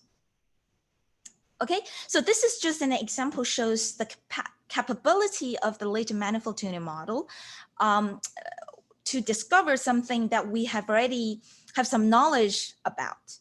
Okay, more like a proof of concept. Next, I'm going to show that the latent manifold tuning model could discover something that we don't yet have much knowledge about. So this is this is the another application, which is to identify a low-dimensional perceptual space underlying olfactory perception in mouse with only neural response. So usually people don't have much knowledge about olfactory perception because olfactory neurons in piriform cortex don't have the nice spatial topography as visual cortex neurons. Okay, so the data was collected by our collaborators Bob Data Lab at Harvard. They simultaneously recorded neural responses to odorants in layer 2 and 3 of piriform cortex via multiphoton microscopy in awake and semi-paralyzed mice. So here I'm showing the raw calcium imaging data they collect from piriform cortex. And we have to reformulate the data to get the raw neural response we analyze. So here is the raw data we analyze. It's a matrix of neural response. Here we don't have the temporal information for each neuron. We average the neural response across a window over the time after the set on of the stimulus. So each row of this matrix corresponds to the population response to a single odorant. Okay, so again, we apply a very similar model as we previously shown, but without the temporal component. The model still consists of a low-dimensional latent odor space and a nonlinear mapping from the latent to the neural response, which is defined as the tuning curve. And the goal is, again, given the neural response data, we want to find such low-dimensional latent odorant locations and the tuning curves that account for the population response together. Okay, so the model we propose is still a latent manifold tuning model, but with structure noise. The latent manifold tuning model is very similar to the previous one. I'll talk about the structure noise later. Okay, first let's start with the low dimensional latent representation. It's denoted by X. Notice that we don't have the dynamic assumptions over X right now. Thus, instead of having a GP prior, we assume just a normal prior over X. And each odorant here has its own X. So J is the index for the order for the jth odorant. And then we still have the tuning curves, which is denoted as f of x. We also assume f of x is from a Gaussian process prior with a smoothing kernel k. Again, GP can generate smooth functions. So with such a prior, we can generate smooth tuning curves, which are more biologically interpretable. Here we don't have the log there because we don't have the hard constraint on the non-negativity of the tuning curve, because the signal we analyze is Gaussian, which is not strictly positive or non-negative. Okay, now given one order's latent representation, we generate neural response for each neuron like this. We have this latent location. We input the latent location into the neuron tuning curves, and we get a mean response from all neural populations for this specific odorant, and we can repeat the same procedure for all the orders to get the neural population response for all the odorants. But this is not the final raw data we observe, right? In order to get the observed neural response, as we show in the beginning, we need to add some Gaussian noise to the mean response. The noise consists of two components. Sigma x is the order dependent variance, and epsilon is the neural correlated Gaussian noise. And this two multiplying together is what we call structure noise. Usually people use IID noise from a Gaussian, which we refer to independent noise, but here we refer this to structure noise. Okay, just to remind you, our goal is to infer the latent location of each odorant and the tuning curves using only the observed neural response. Next, I'm going to show some latent embeddings and tuning curves we estimate from an olfactory data set. Before we dive into the latent representation of this neural data, let me briefly show that what the stimuli or the odorants look like. Here's the stimulus design. The odorants are represented by thousands of chemical features. And our collaborators project these thousands of chemical features down to a 2D PC space. Then to select 22 odorants that span a particular region of the first 2 PC dimensions of this chemical space. The first PC corresponds to the increase in carbon chain length, and the second PC corresponds to the chemical functional groups. The set of odorants spans 4 different functional groups, which are indicated by the colors here. Within each group, the carbon chain length of the molecule is incrementally varied. So this is the topography of the odor set in the chemical space, which is inaccessible to the modeling procedure. All we have are the neural responses given different odorants. We first applied PCA to the neural response, and we can find 22 principal components. Here, I'm just showing the 2D plot with the first 2 PCs. And here, I'm showing the LMT model estimate with the 2D latent. First, we can see the accumulated variance captured by 2 dimensions is almost 100%. Compare with PCA.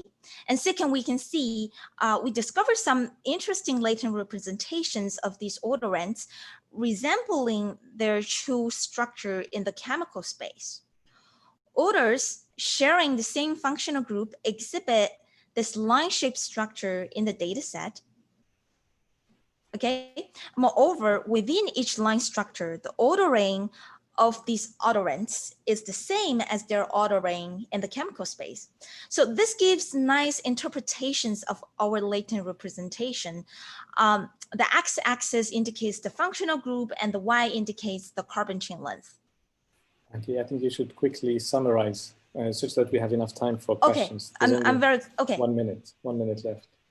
Okay, sorry. So just quick thing is, one thing we can do using the latent and the tuning curve is to validate whether the single neuron data is generated by these 2 components. One thing we can do is taking an example neuron and we place this 22 odorants latent representation onto the tuning curve for this neuron and generate the mean response. The x-axis is the odorant index, the y-axis is the mean response. And the solid bars are the true response that we observed, and the light bars are the predicted response. Comparing them together, we can see they match each other pretty well. They're saying our model can well explain the data. We can also use it to assess the prediction performance on unseen data or on unseen odorants. We can first predict the latent location of a test odor using some other neurons used with a method called cross-validation or co-smoothing. We then place this test odorant onto the tuning curve for this neuron. This neuron has never seen this test odor and get the predicted neural response and comparing them together. We finally collect this R-square value of the predicted response to header odors for all neurons and plot this figure. The x-axis is PCA, the y-axis is the latent magnitude for tuning curve model. We show the comparison for the independent noise model. We can see LMT has already outperformed PCA. We also plot the LMT with the structure noise, which further improved the R-squared performance. Okay, so a quick summary of this LMT with structure noise model on the olfactory data is we successfully extract a low dimensional olfactory manifold. From neural response alone, we identify neural tuning curves over manifold, which are smooth and interpretable. We finally predict the neural response to header neuron and header orders. And we see that LMT with structure noise has the best performance, best predictive performance. Okay, so finally, I want to thank my PhD advisor, Jonathan Pillow, and my co-authors and collaborators. So thank you very much. I'm happy to take any question. Okay, thanks, Anki, for this wonderful talk on GP latent variable models. So actually your talk gave a lot of questions. So Maybe I'll just take the first one from Dmitry Todorov. So if you were to generate a more noisy trajectory, but still within this Möbius strip, would it still work as well? That's a good question. So the model largely depends on, so the model basically has two components. One is the data, the other is the prior. The data part, if you have very noisy data, of course, your model performance will drop. Like you will not successfully estimate the latent. And that's why we have the noise term that account for the noise. But yeah, of course, if you have very noisy data, there's no model or no tool can recover things. But if the noise is within the control, the noise term we had could account for that part, and thus the data part will be better estimated. So yeah. Okay, yes, great. And then another one from Wilhelm Braun. You know, what is the relationship between your latent manifold tuning model and an autoencoder, you know, to generate spike values? You could also have an autoencoder. So a typical autoencoder doesn't account temporal information. They take static input, they learn a latent representation. And if you want to account for the dynamics, you have to build variational autoencoder with temporal information or with dynamics over the latent. There are models have been built already to do that. The main difference is if the, I actually have a chart just comparing my model with other state-of-art methods, but I didn't get the chance to put it here. But the main difference between my model and other state-of-art model is we heavily rely on GP, but most of other models use neural network as the mapping, and they assume linear dynamics for the latent. But actually, Manish had a work on GP dynamic model that they use GP function to model the dynamic, which is a bit different from mine, but still it's a very interesting work.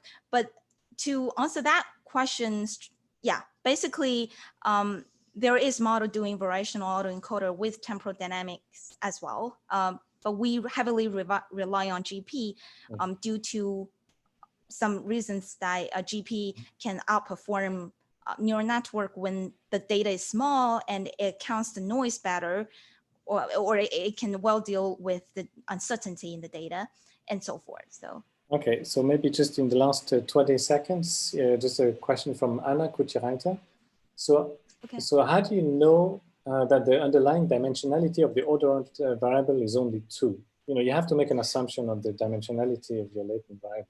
So how do you do it? Yeah, so this is really good question. I have a backup slide to answer that. I've been confronted with this question for many times. So here in the spectrum data, in the example I'm showing, I'm only showing 2. Like we predefined the number of latent to be 2. But of course, we know that there could be higher dimensions, which like hippocampus data might not just encode the spatial location, but also head orientation and all this stuff. So when we really fit the model, I have more figures here showing that we actually fit different number of latent dimensionality from 1, 2, 3, 4. And for this specific data, we use some cross-validation type of thing and evaluate the test likelihood. We show that 3 is actually the best number that give us the best predictive performance. So empirically, we should evaluate the number of the latent dimensionality using some more rigorous cross-validation method. And here I'm showing the 3D LMT trajectory and the manifold of the 3D latent. Yeah. Okay, great. Thanks. That was a really brilliant talk. If I can ask you to stop sharing your screen so that we can give the word to the next speaker. So our next speaker is Simone Surace from the University of Bern. And his talk will be on striving for freedom and control in nonlinear filtering. Yes, thanks, Jean-Pascal, for the introduction and for organizing this session. So I'm actually a postdoc in Jean-Pascal Pfister's lab, and my talk will be about some theoretical and methodology aspects in nonlinear filtering.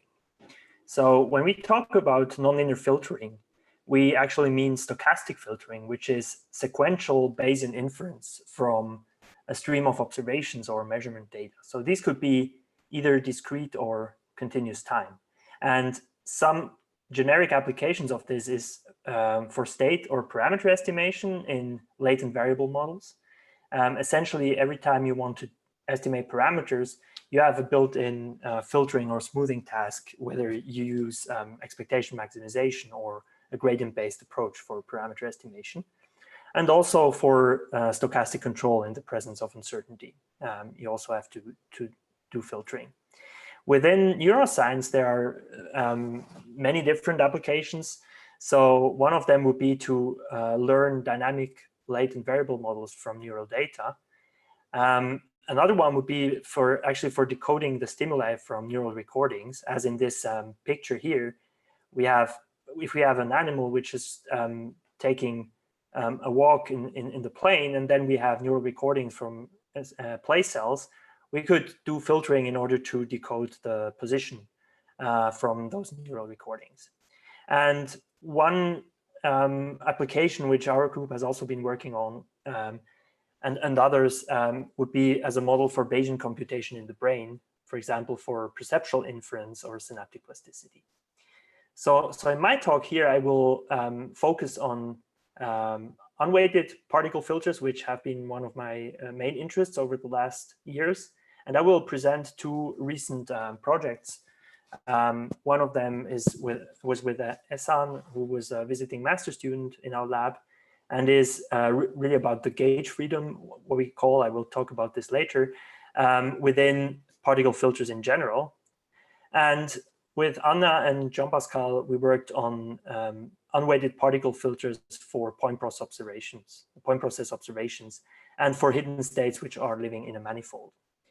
So I will, before talking about these two projects, I will first recap the feedback particle filter, and this will also allow me to introduce the filtering problem. So the feedback particle filter is an elegant approach for particle filtering, which is based on mean field control. So the reason why one may look at unweighted particle filters as opposed to weighted particle filters, which are kind of the standard already for almost 30 years now, is that particle filters based on weights or on importance sampling may behave quite poorly in high dimensional problems, because essentially importance sampling behaves poorly in high dimensions. And unweighted particle filters are thought to mitigate this issue. And the feedback particle filter is one such approach, which is based on mean field control and has been originally formulated for the classical nonlinear filtering problem in continuous time, but has since been extended to various other models. And I will talk about one such extension in the second part of my talk. So the classical nonlinear filtering problem is a model where both the signal, the hidden process or latent process, is given by a diffusion process, as is the observation process. And the noise is basically modeled by these Wiener processes, which are assumed to be independent. And the task in filtering is really to find the conditional distribution of the hidden state given all the past observations. And we denote this conditional distribution as PT throughout the talk. So in an unweighted particle approximation, this distribution is approximated by an equally weighted sample of particles, each of which has some dynamics, which can be decomposed into two parts. So there are the prior dynamics, which essentially mirror the dynamics of the hidden state, as you can see here, and a bunch of control terms, which depend explicitly on time and also on the observations. And now the goal is to find those coefficients, U and K, those nonlinear functions, such that the particle population best matches or tracks the posterior distribution. So I will briefly sketch the derivation. So here is our ansatz for the particle dynamics. And in order to derive the appropriate choice of U and K, what we do is we write down the filtering equation, which is quite classical result, old result from the 60s, which is basically an equation for the time evolution of the conditional distribution, which is given in terms of the prior dynamics, which is the Fokker-Planck term, which would appear also in the unconditional distribution. But then there is a correction term or observation term, which takes into account the observation process. And we also write down the distribution of the particles themselves, which is just the forward equation, Kolmogorov forward equation for the conditional distribution of the particles given the observations. And then what we do is we just match these two equations term by term, and we get conditions for optimality, which can be expressed as two PDEs for the two coefficients k and u.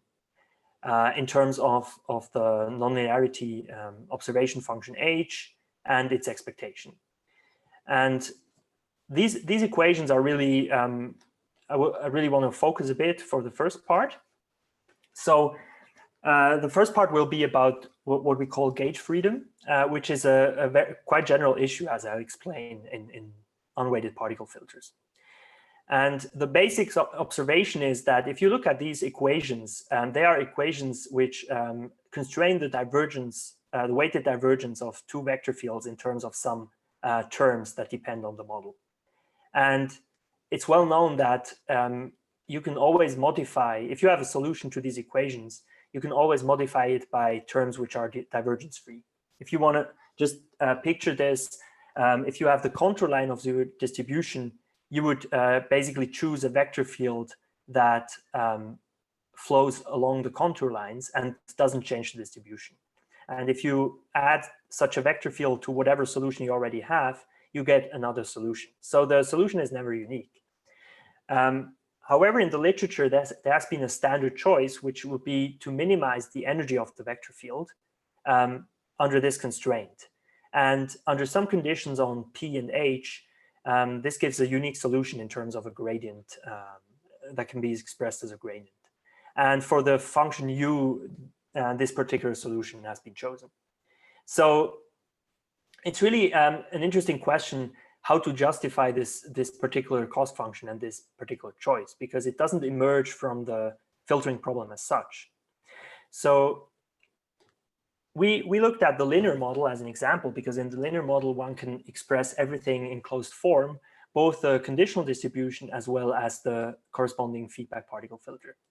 And really, the exact filter is also a classical result in filtering theory. It's called a Kalman-Bussy filter. If the initial distribution is Gaussian and the model is linear and Gaussian, then the posterior distribution will also be Gaussian, and you get some equations for the mean and the covariance matrix as a function of time. And one important term to emphasize here would be this prefactor. So the Kalman filter has this gain times error structure, and the gain, which is called Kalman gain, would be the covariance matrix times C transpose. And this is what we will also see in the feedback particle filter. So the corresponding feedback particle filter looks very similar. Actually, it looks like a noisy version of the Kalman-Bussy filter with two important differences. So one of them is, of course, this noise term, which adds some fluctuations in between the particles. And also this innovation term is different because it mixes the particle's own prediction with the population average mu. And important to note is here that the gain is equal to the Kalman gain.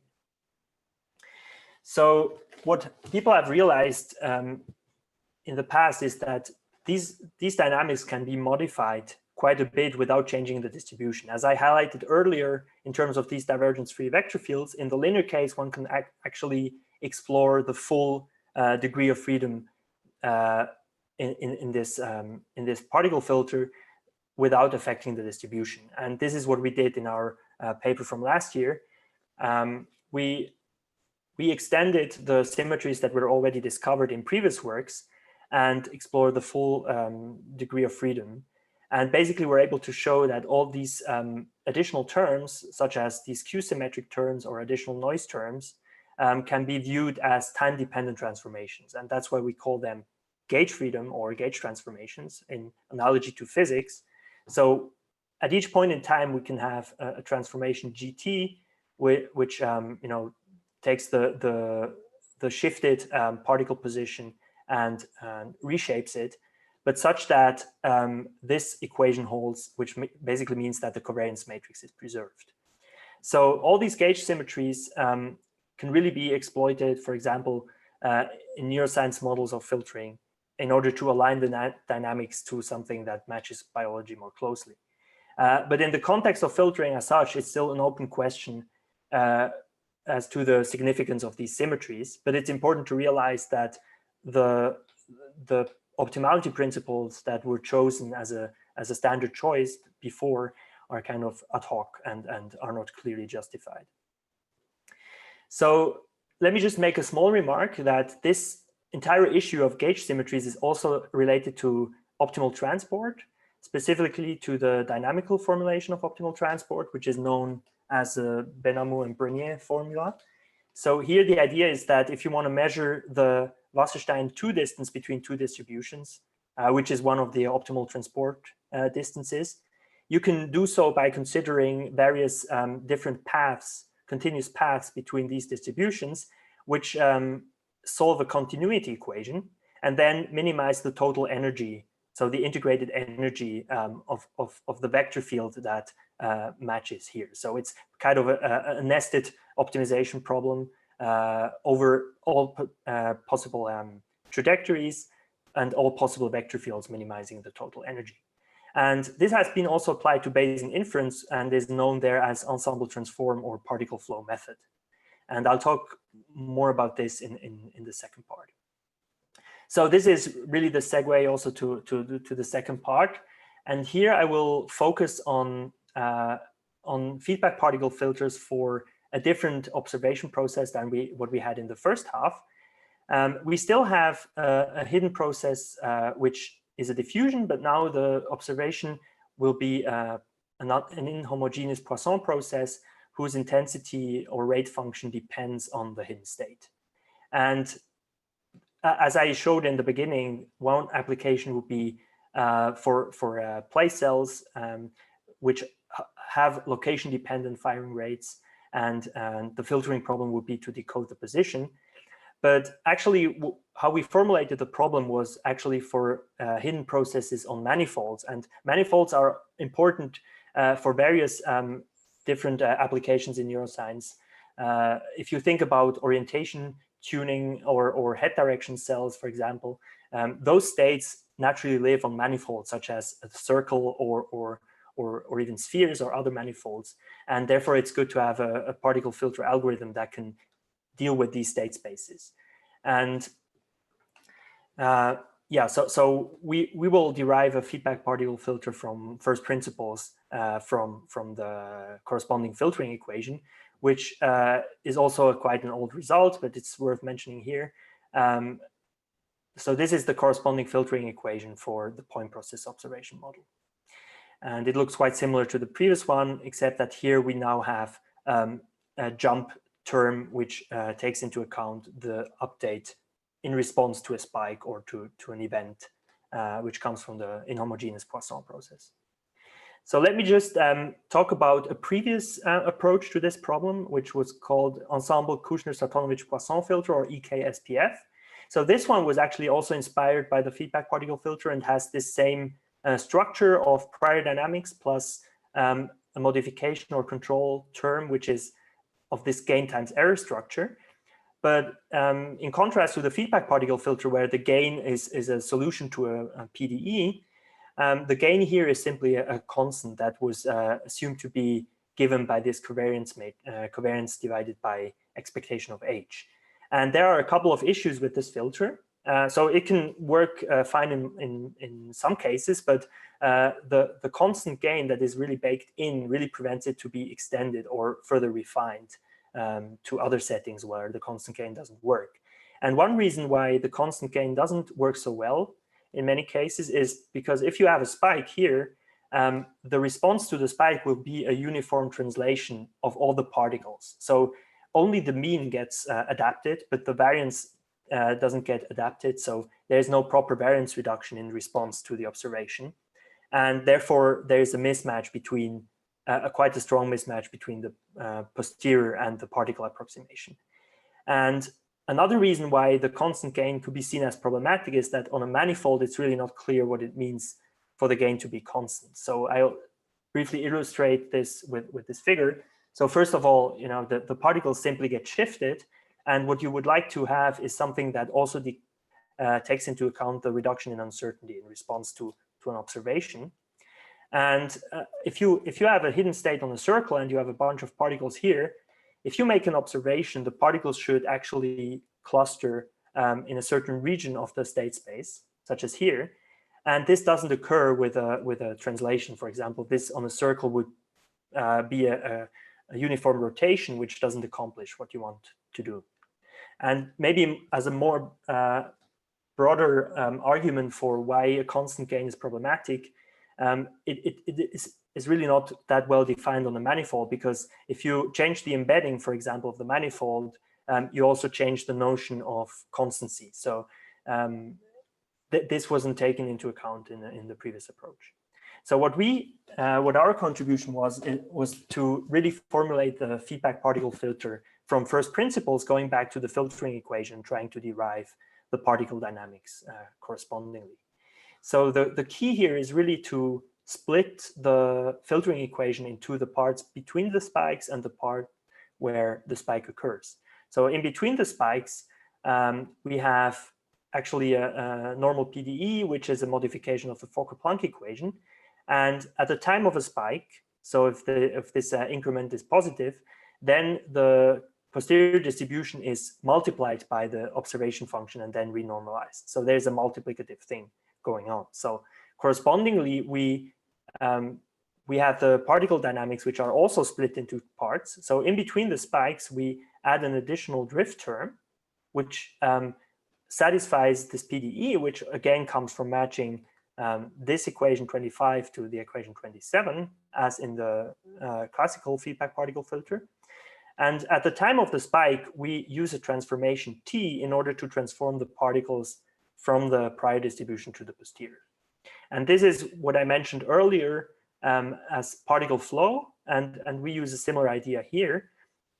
So we choose an interpolation of the prior just before the spike and the posterior, which would be the distribution just after the spike, which we call QS. And here we choose an exponential interpolation, which is basically an exponential family that interpolates between those two distributions. So for s equals 0, we would have simply 1 here, and then we have the prior Q0. And for s equal 1, we would have the posterior, which is likelihood times prior, and so on with normalization. So if we differentiate this with respect to s, we get this structure, which looks very similar as what we had for the feedback particle filter and for the continuous update in the current filter that I'm just talking about now. And we can, again, equate this with a divergence of a vector field. And then this vector field is really doing an infinitesimal transformation that will integrate up to the full transformation. So basically, the difficult problem of matching the prior and the posterior, this transport problem, is split into many small parts, and then the small parts can be solved individually. Yes, so we ran also a bunch of simulations in order to show that this algorithm does what we hoped it would do. So here we are comparing on R on a very simple 1D example that essentially the performance is the same across all 4 of the algorithms that we looked at. So these are bootstrap particle filter, the EKSPF, which was this previous approach, a simple assumed density filter, and this would be our filter, which is a point process feedback particle filter. And really the performance in terms of mean squared error is the same across all filters in this case, but the variance in the EKSPF is really underestimated here, while all the other filters, even a very simple ADF, take into account the proper uncertainty. And we also checked this on various manifolds. I'll show just the example for the circle. So on the circle, because the EKSPF was not really designed to be used on a manifold, its performance is quite bad. Actually, its root mean squared distance or error is actually twice as big as you would hope based on some benchmark or our filter. And also the estimation of uncertainty is also quite off. Yeah, so just to summarize a few takeaway messages. So for the feedback particle filter or for filtering in general, there's an inherent gauge freedom, and this freedom manifests both in the PDEs and can be also seen in the transport formulation for static inference, as I briefly remarked. You can choose an optimal transport map, but you don't have to because it's not really part of inference. And so this question of the role of the transport cost is really largely unclear at this point, and really an interesting question to talk about. And regarding the second project, I try to explain why constant gains are problematic on manifolds, but also in terms of uncertainty quantification on Euclidean space. And an important thing I forgot to mention, but the feedback particle filter, because we split it into jump and between jump, so we do this separation, we really lose the gain times error structure that was present in the feedback particle filter, which is also an interesting takeaway, that this gain times error structure, while it is always present in the filtering equation, it doesn't have to be present necessarily in the particle dynamics corresponding to this filtering problem. And using a particle flow method, actually, we can get better quantification of uncertainty. Let me just end by showing the detailed references. So I talked about these two papers in my talk. And if you want to learn more just about nonlinear filtering in general, actually a tutorial just came out about nonlinear filtering in general. And we also wrote this review about scalability of particle filters, as I briefly mentioned, with respect or compared to weighted approaches in high dimensions. And I'll just briefly show also the other references in case you want to copy them or from the recording. Yes, and let me end by thanking you for attending. Okay, great. Thanks a lot, Simone, for this actually very impressive talk. So just a comment to the attendees, they can put questions in the Q&A form. And since there's no question right now, maybe I'll just start. So actually it was really interesting, right? So we had Manish talking about the linear dynamical system, and then Anki on the GP latent variable model, right? And now a full diffusion process for, on manifold for latent, for your latent variable model. So maybe the first question regarding part one, right? So you have this freedom, this gauge freedom. You mentioned a little bit, but maybe you can elaborate a little bit on how you could exploit it, right? So you can add some divergence free vector field, but can you use this, I don't know, for robustness or stability of the filter? Or if you were to implement it into some physical device where you could minimize some energy, or can you speculate a little bit? Yes, so really one of the points that I try to make is that the cost function that was classically taken for this vector field was just a L2 energy, and this L2 energy is not really coming from the filtering problem or from the probabilistic structure of the problem. So actually by taking into account this freedom and putting various different cost functions, we could actually exploit it in order to perform certain tasks that we care about. So for example, we could try to minimize other cost functions that have some relationship with physical quantities. If we think about dynamics in the brain, we could think about metabolic costs or costs of putting a filtering algorithm on hardware. And this is really the freedom we should use in order to find algorithms that best suit our purposes. Right. So, but I think from a theoretical perspective, this is still an open question. Why would optimal transport be the right way to propagate the particles? And I think we have another question from Andre. So maybe you can give it live already instead of me just repeating the question, if you're willing to. Yeah, I just thanks, Simone, for the talk. It was very interesting. I tried to understand what was the context when you're separating your kernels like between this during spike and between spike. What happens if you have multiple spikes and spike trains in parallel? Are you working with only one neuron, or are you controlling a bunch at the same time? you're doing this? You could be working with multiple neurons, and you would have to basically account for each of the updates separately. So, I see, okay. so if you assume that the Poisson noise is really independent between neurons, right. So given the hidden state or the rate, then the noise will be independent. Then you can be sure that there will be not be two spikes at the same time. So basically, you can distinguish between these different updates, and you have to basically run this update for each of the spikes. Yes, according to the corresponding rate function. And although the particle filtering with feedback dynamics are highly nonlinear, there's still an assumption of linear dynamics going on between spikes. Is that right? And then at the neural level? It's just that the observation noise is assumed to be independent. Now, for filtering for correlated observation noise is a whole different ballgame.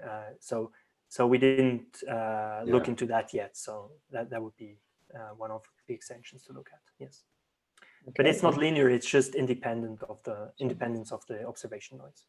That makes sense. Thanks. There was also another question from Lucas Kuzniaks.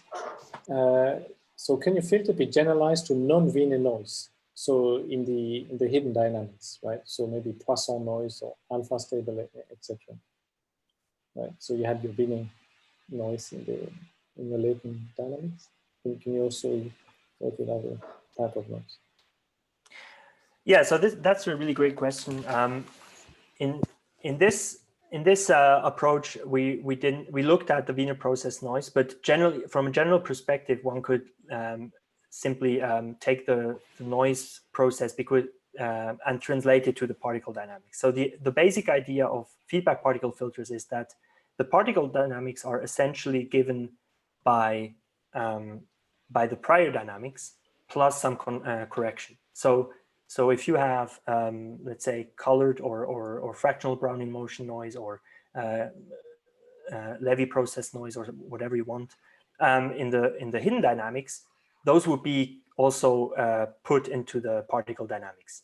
But the important question is always how to choose the correction or feedback term in order to track the posterior distribution. So that's still an issue, but it could certainly be generalized to other types of signal noise. Yes.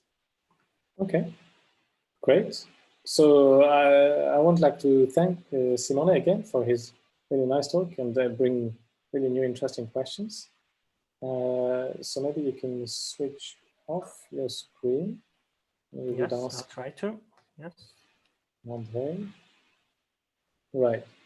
So our next speaker is André Lantin from the University of Ottawa. And he will be talking about gamma and beta bursts rhythms and EI network inference. All right, can you see this? Yes, that's all good. Okay. Okay, so thank you very much, Jean-Pascal, for the opportunity to talk in this workshop. And thank you to the other speakers so far. It was very interesting, eye-opening work.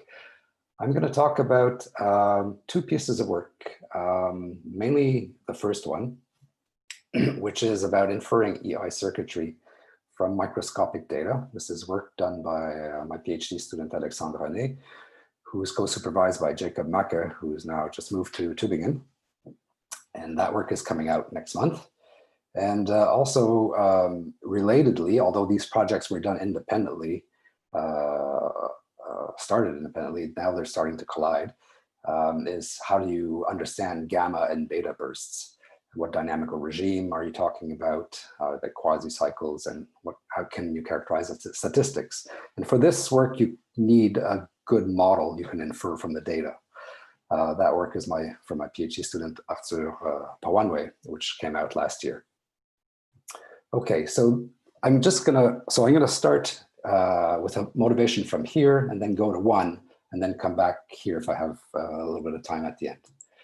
So a typical motivation for inferring network circuitry is to understand the origin of brain rhythms. So these are ongoing voltage fluctuations, which would, can be LFPs or EEGs in different frequency bands, gamma or beta, and we heard that they play major roles in communication between areas of the brain, memory, attention, motor control. And of interest for this talk in particular is the rhythm statistics, fluctuations in these rhythms. And these statistics can be related to brain disorders such as Parkinson's and epilepsy. So here's an example of gamma bursts, just to give you an idea of the stochasticity of brain rhythms. This is data from Zing's lab. So you have an awake macaque and you have these LFP fluctuations and you have the spectrogram underneath and you see these epochs where the amplitude of the, or the power in the gamma band is higher and other times where it's low. So you have these bursts of gamma activity. So, gamma is not a nice sine wave going on in the brain. It just comes and goes and starts and fits seemingly randomly. Here's an example from Anne Grabiel's lab on beta bursts in monkey motor cortex, where you get the same kind of pattern where you get these bursts that get suppressed when we're about to do a movement. And disorders in these burst statistics, will be related to pathology. So we were looking for a general framework to understand these burst dynamics. But in order to do that, you need some model with E and I cells. And we know there's been various candidate models for rhythms, such as inhibitory only cells, E and I cells, other variants for slow fast models or nested rhythms. And the question often arises, is it an autonomous rhythm or is it induced or altered by stimulation? Much of the modeling is deterministic, but real rhythms are stochastic. And by stochastic, I don't mean chaotic. There's lots of chaotic stuff going on as well, but there's lots of high dimensional noise as well. And so the question is, can we infer network mechanisms from the data? Here's an example where the burst durations that I just showed you have a distribution, and they have a distribution of frequencies within them. So what does this distribution of burst durations depend on? As a typical example we've been looking at in my lab. So you'll come up with your favorite model, such as a stochastic Wilson-Cowan model, for two variables, two populations, state-dependent noise, and so on. But what are the parameters in here? There's two noises. How do you deal with this? What is it, an EI network or is it an II network? If it's asynchronous activity, are you near or past the boundary for synchrony? In some cases, there's more and more evidence that a lot of these dynamics are actually, if you turn off the noise, it's just a fixed point. There's nothing interesting. It's all induced by noise. So this is work also in Rafael Bogat's group for beta oscillations and Zing, and we've shown it also in EI networks for gamma. So how do you infer when the noise is really a good part of the dynamics? So what are the parameters, and does the model even make sense? That was an introduction, a motivation for the work on the inference, so mesoscopic population model activity. So you have microscopic data, for example, spike times, or they can be calcium signals from different cells in different populations. And you use these microscopic data to construct population responses. We call that the mesoscopic level. Simplest thing is you just add them up and you create some mean population activity. Then you need some kind of theory that links mesoscopic to microscopic. And of course, there's tons of work in this, at this effort. But if you have a theory that can link the mesoscopic to the microscopic, then why not just try and infer the mesoscopic theory from the data? And now then you can use that theory to go back to the microscopic. So the goal here is going to be to infer the mesoscopic dynamics. You will need to have a likelihood. So you have to be able to estimate a likelihood from observed activities. So that's why it's a good idea to have some stochasticity, but that comes for free in a lot of applications. Now we're going to do a maximum likelihood fit. That's actually going to be map estimates to find the mesoscopic model parameters. And you can include adaptation or other phenomena of interest if you know this micro to meso theory exists. So you need a theory. So the point is that you're really putting in some neural dynamics into the picture and trying to infer this neural dynamics, but not at the microscopic level, but at the mesoscopic level. Here's a picture of what it is. You have a microscopic model, you just simulate thousands of neurons. In our case here, there's going to be adaptation, there's going to be E and I cells, and there's going to be an escape noise. So like a hazard rate. So you can simulate these and get your raster plots. You can sum these up and you get these network population activities for the E cells and the I cells. From the microscopic model, you can do theory to get the mesoscopic description. For example, in terms of 2 E populations and 2 I populations, and you have all the connectivities between them, the membrane time constants, and then you want to use this and this together in an iterative manner to estimate the parameters. All right. Now the modeling choices are guided by typical considerations. Your model should be rich enough to describe the phenomenon of interest. The model must quantitatively connect the dynamics to the observations. And within 1 and 2 here, you're going to try and choose the simpler models through some Occam's razor argument. The models are divided into 3 parts. So you'll have a model for the input, a model for the intrinsic dynamics, which is coupled to the input, and you'll have an observation model, which is coupled to the dynamics. And 1 or more of these parts can be stochastic. This is not a simple model, okay, but it's actually a really interesting model. And it has, so it's by Thilo Schwalger et al. Came out a few years ago. That we decided to choose because it had a lot of the features that we wanted. And I'm just going to draw your attention to 4 zones here. There's like some input dynamics. And then when the cells fire, they become refractory. When that refractory period wears off, they become free. And then there's this complicated algorithm to take into account finite size effects. So the stochasticity comes from the finite size.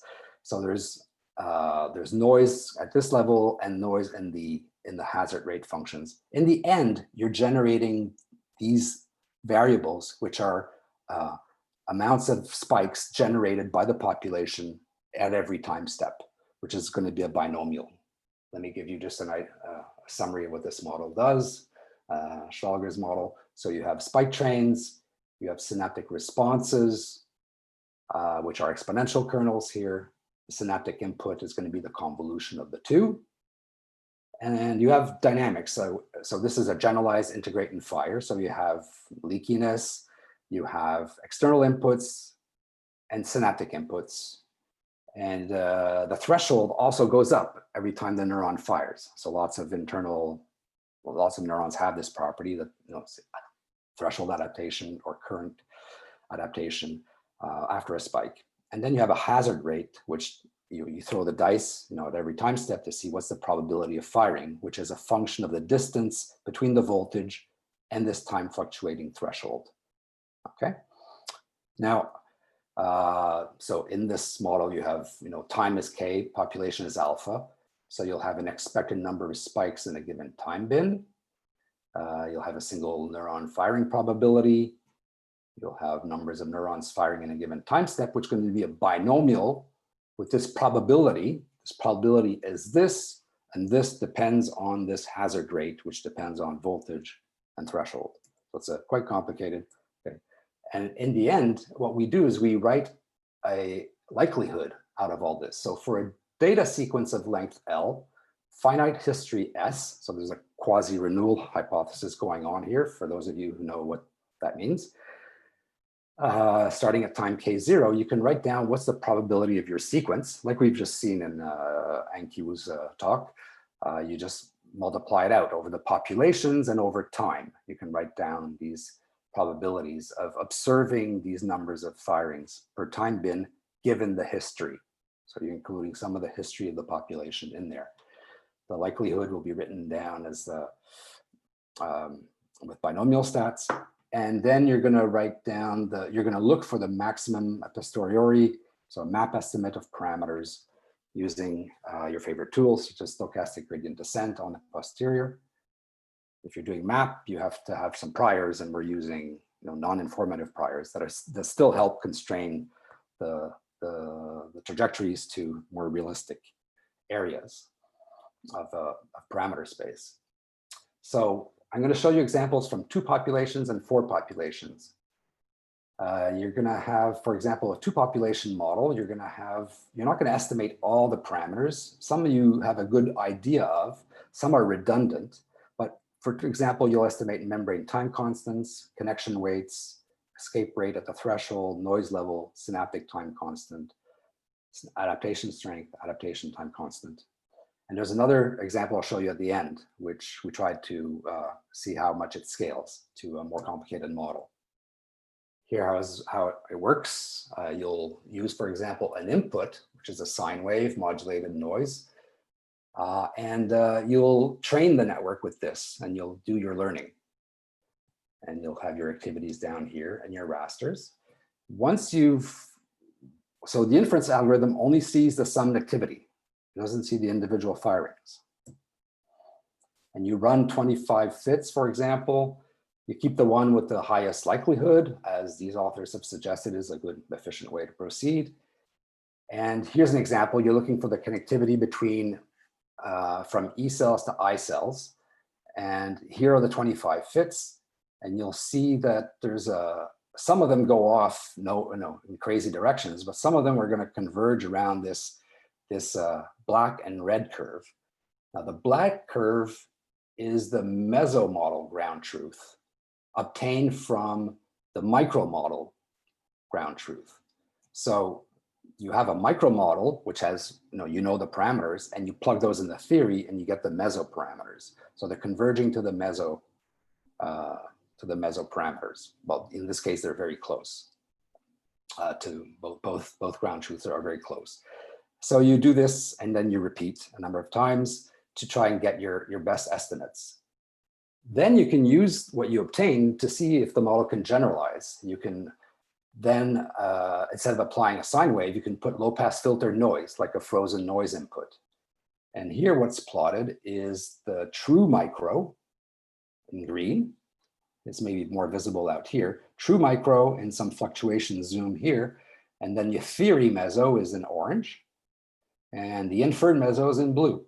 So actually the model, the inferred model, is doing pretty well at estimating the activity of the model. And you can write down parameters such as trial averaged, Pearson correlation coefficient between these two things, or the root mean square error, whatever you prefer. They have slight different advantages. You can calculate the spectra to see if they stick to the data. The spectra are doing a good job as well. And you can get a convergence in about 20,000 spikes, which is about 9 seconds with the parameters of this model. So if you go from the top curve to the bottom curve, you see that the green is matching the gray better than the yellow is matching the gray. So as a function of data length, you'll get an increase in your correlation coefficient between the frozen noise and the activity of the model. So the root mean square error is going to go down. So with fairly limited data, you can actually do a fairly good job for this 2-population model. Here's an example of an interesting picture you can get from this approach. So of course, I didn't mention it, but the whole modeling effort to go from micro to meso assumed homogeneous populations. Now, that, of course, is not reality. So what if you have an inhomogeneous or heterogeneous population? So what we've done here is we've taken 3 time constants, the membrane time constants for the E cells, the I cells, and for the adaptation time scale. And we've given them log normal distributions. So the microscopic, when you take these parameters and you measure the microscopic activity, you'll see these kinds of curves. So the idea is which one, so then you want to see how well the model can perform in the presence of this heterogeneity. So if you just take the mean of these parameters, which, by the way, is not a good idea if you have log normal distributed parameters, but if you just take the mean, which is the standard reflex, you're going to kind of overshoot quite a bit, and the error is going to be, relatively large, 5.84. if you infer only these three parameters, pinning all the other ones to the ground truth, you do better. But actually, if you infer all the parameters at the same time, you do even better. So the moral of this story is that fitting more parameters, like all 14 parameters rather than just the 3 that were heterogeneous, it takes more time, but it gives you more opportunities to accommodate the mismatch between the model and the data. Okay, so here's another picture of this of the results. So we're using Bayesian inference to get the best fits, but this also allows you to characterize a parameter uncertainty and also the correlations between parameters. So the uncertainty is going to be, a function of how wide the distributions are from the map estimates. But to get these correlations, we used Hamiltonian Monte Carlo sampling to generate the 14-dimensional posterior. Then we can look at these marginals. So we integrate out, 12 dimensions and keep 2.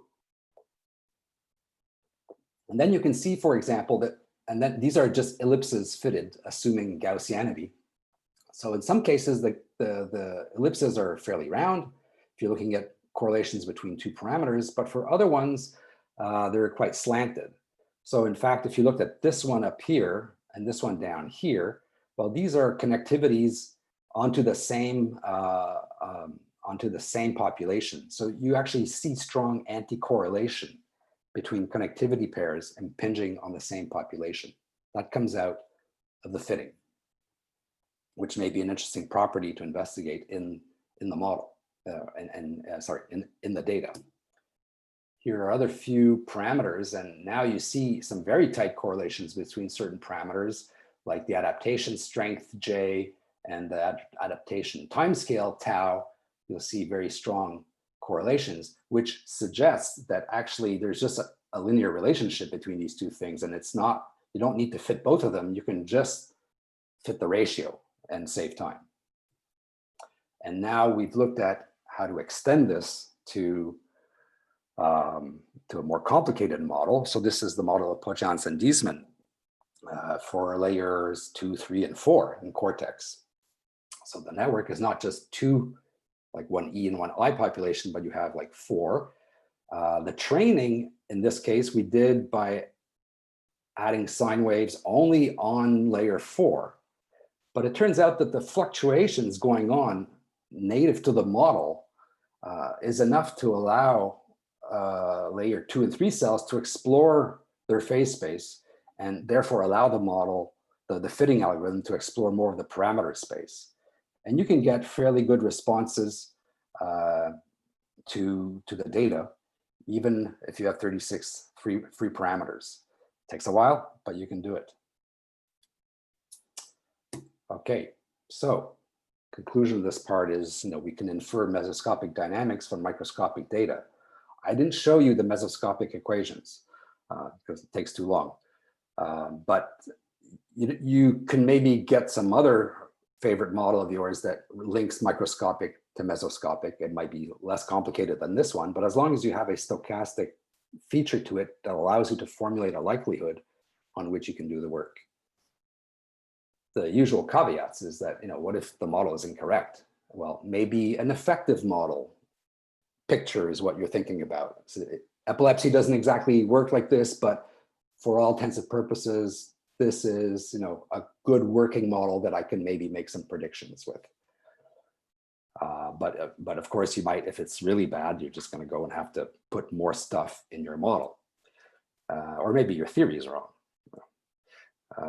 So what if you have only partial information or mixtures of information? Then you may have to incorporate a demixing matrix at the beginning of all this, or do ICA or something to split things up or reduce the dimensionality. And of course, it'll be a challenge to do this online during an experiment because it takes a while to fit, but this is not out of the question. Now, if I go back, let me just finish in 2-3 minutes here. So if I have data, I can estimate a model, and it could be, my favorite EI model, and I want to see if that applies to gamma rhythms or beta rhythms And in particular, what regime are we talking about? So I didn't do it here, okay? This is just properties of these regimes that look like gamma bursts. So what I'm showing here is a two-dimensional subspace of parameter space, the I to I coupling strength and the E to E coupling strength. And these ones are interesting because, in some models, for example, for Parkinson's, they'll set this parameter to 0, but in other models for Parkinson's, they'll set this parameter to 0. So we have both those parameters here. And there's a red curve here, which is the Hopf bifurcation curve, where you have a transition to synchrony. This is the Wilson-Cowan model with noise. It's not the Schwalger model. I'm going back to the beginning. I have a Wilson-Cowan model. And these regimes here, if you're moving closer and closer to the Hopf boundary, you go from this kind of, well, you get very rare bursts up to here where you get just continuous, almost synchronous firing. So it turns out that these 2 points here are optimal in sense of representing what we see in healthy data. And so what we've done, and I just want to mention some of this work because it's related to inference, is once you've inferred the parameters, you can maybe plug them in here and see if you're near a regime that reproduces the data. And burst statistics is yet another metric that you can use to see if your model makes sense. It's not just the spectral properties or the firing rates or so on, but you're looking at times between bursts and durations of bursts. It's like a higher level statistic that can help you constrain the model. And what we did is we can actually take the stochastic Wilson-Cowan model, apply a method known as stochastic averaging, and you get these equations for the envelope. If you want the Hilbert transform of the rhythm, the envelope, or the analytic signal envelope, and the phase. And these are two equations driven by diffusion noises. And they depend on all the parameters that you have in the problem. And I'm going to end here in 1 minute, is that it turns out that these parameters, D and nu, govern pretty much, and omega 0 govern pretty much all that's going on in a Wilson-Cowan model. They're going to give you the distribution of your envelope density. It depends on this parameter R, this meta parameter. And as you get closer and closer to the Hopf bifurcation, you're changing the burst statistics, and they just get longer and longer and longer. These bursts are longer and longer as you approach. So you can calibrate your model to see if you're at the right position. For example, you can calibrate this distance here to see if you're getting the right statistics. And what we also did is to calculate the mean duration of a burst. And this we formulated as a first passage time problem.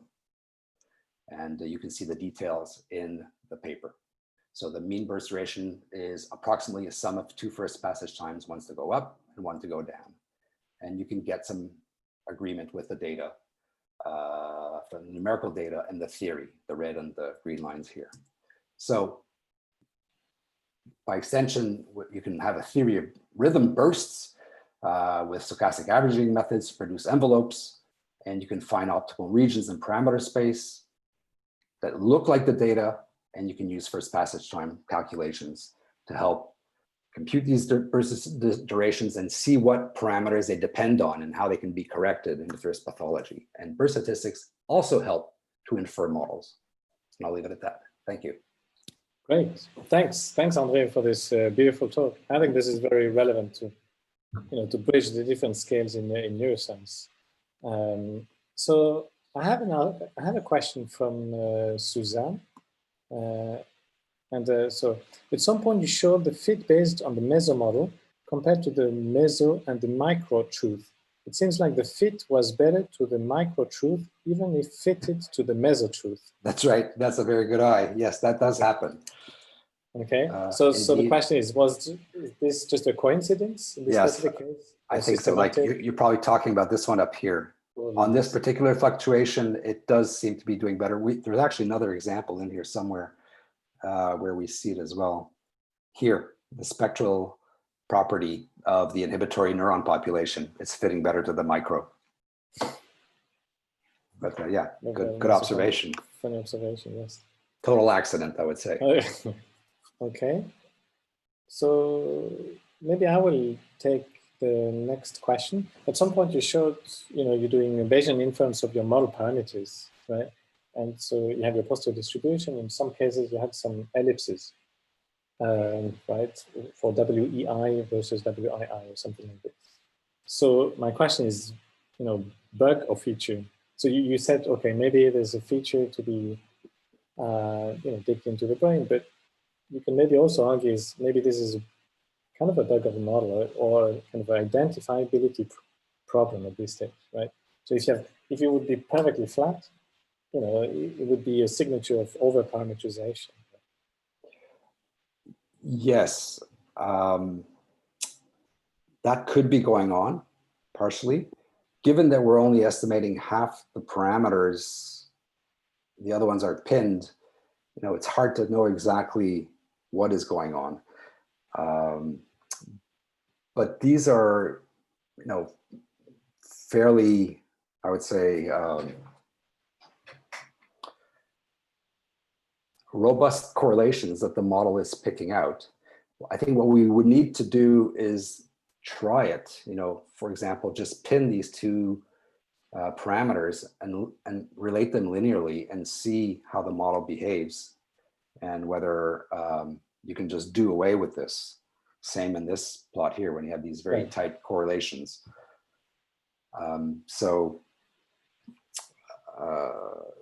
Yes. At this point, we were considering it a bug, an advantage.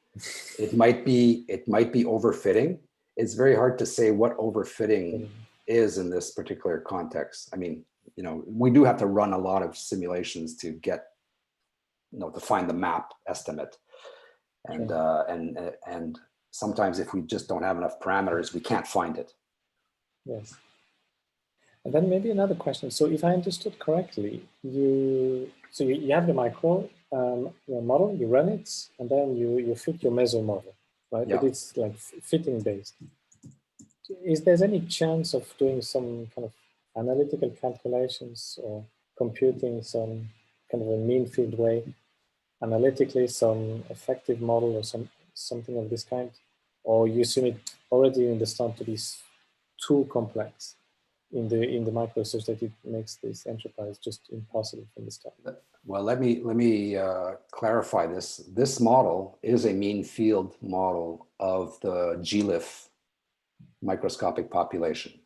So although there's lots of boxes here, yes, okay. This produces analytically mesoscopic equations of motion for the mean activity of population 1, 2, 3, 4, 5. But you still need to fit the parameters. That's right. So, well, I mean, if you have, the theory tells you the connection of the parameters from the micro to the meso, you can read them off. Yes. Right. I mean, it's not completely transparent, but it's there. I see. So, yes, of course. The theory connects them. So if your favorite theory, if you want to include, relax some hypotheses, include bursting or whatever else, if you have the theory to connect micro to meso, well, fit the meso and then work back from the theory to what the micro was. But yeah, this is completely analytic. Yeah. Right. Okay, great. Sorry, I just missed that point. But, no problem. Thanks for the clarification. Yes, so we're arriving at the end of this first parallel session on inferring models from data. I think this was very enjoyable, like very different talks from the 4 different speakers. So I really want to thank the 4 speakers again. And now I'm sure everyone joins me in those virtual claps. So now there's a break, like a half an hour break. And yes, please be back at 5:30 for the next session. Thank you very much.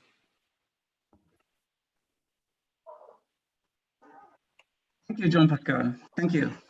Thank you. Great. So just one thing, I think we're talking on YouTube. I'm not quite sure whether this is good. Oh no! So I was just. You are on YouTube. Okay. Okay. Okay, we can take this offline after.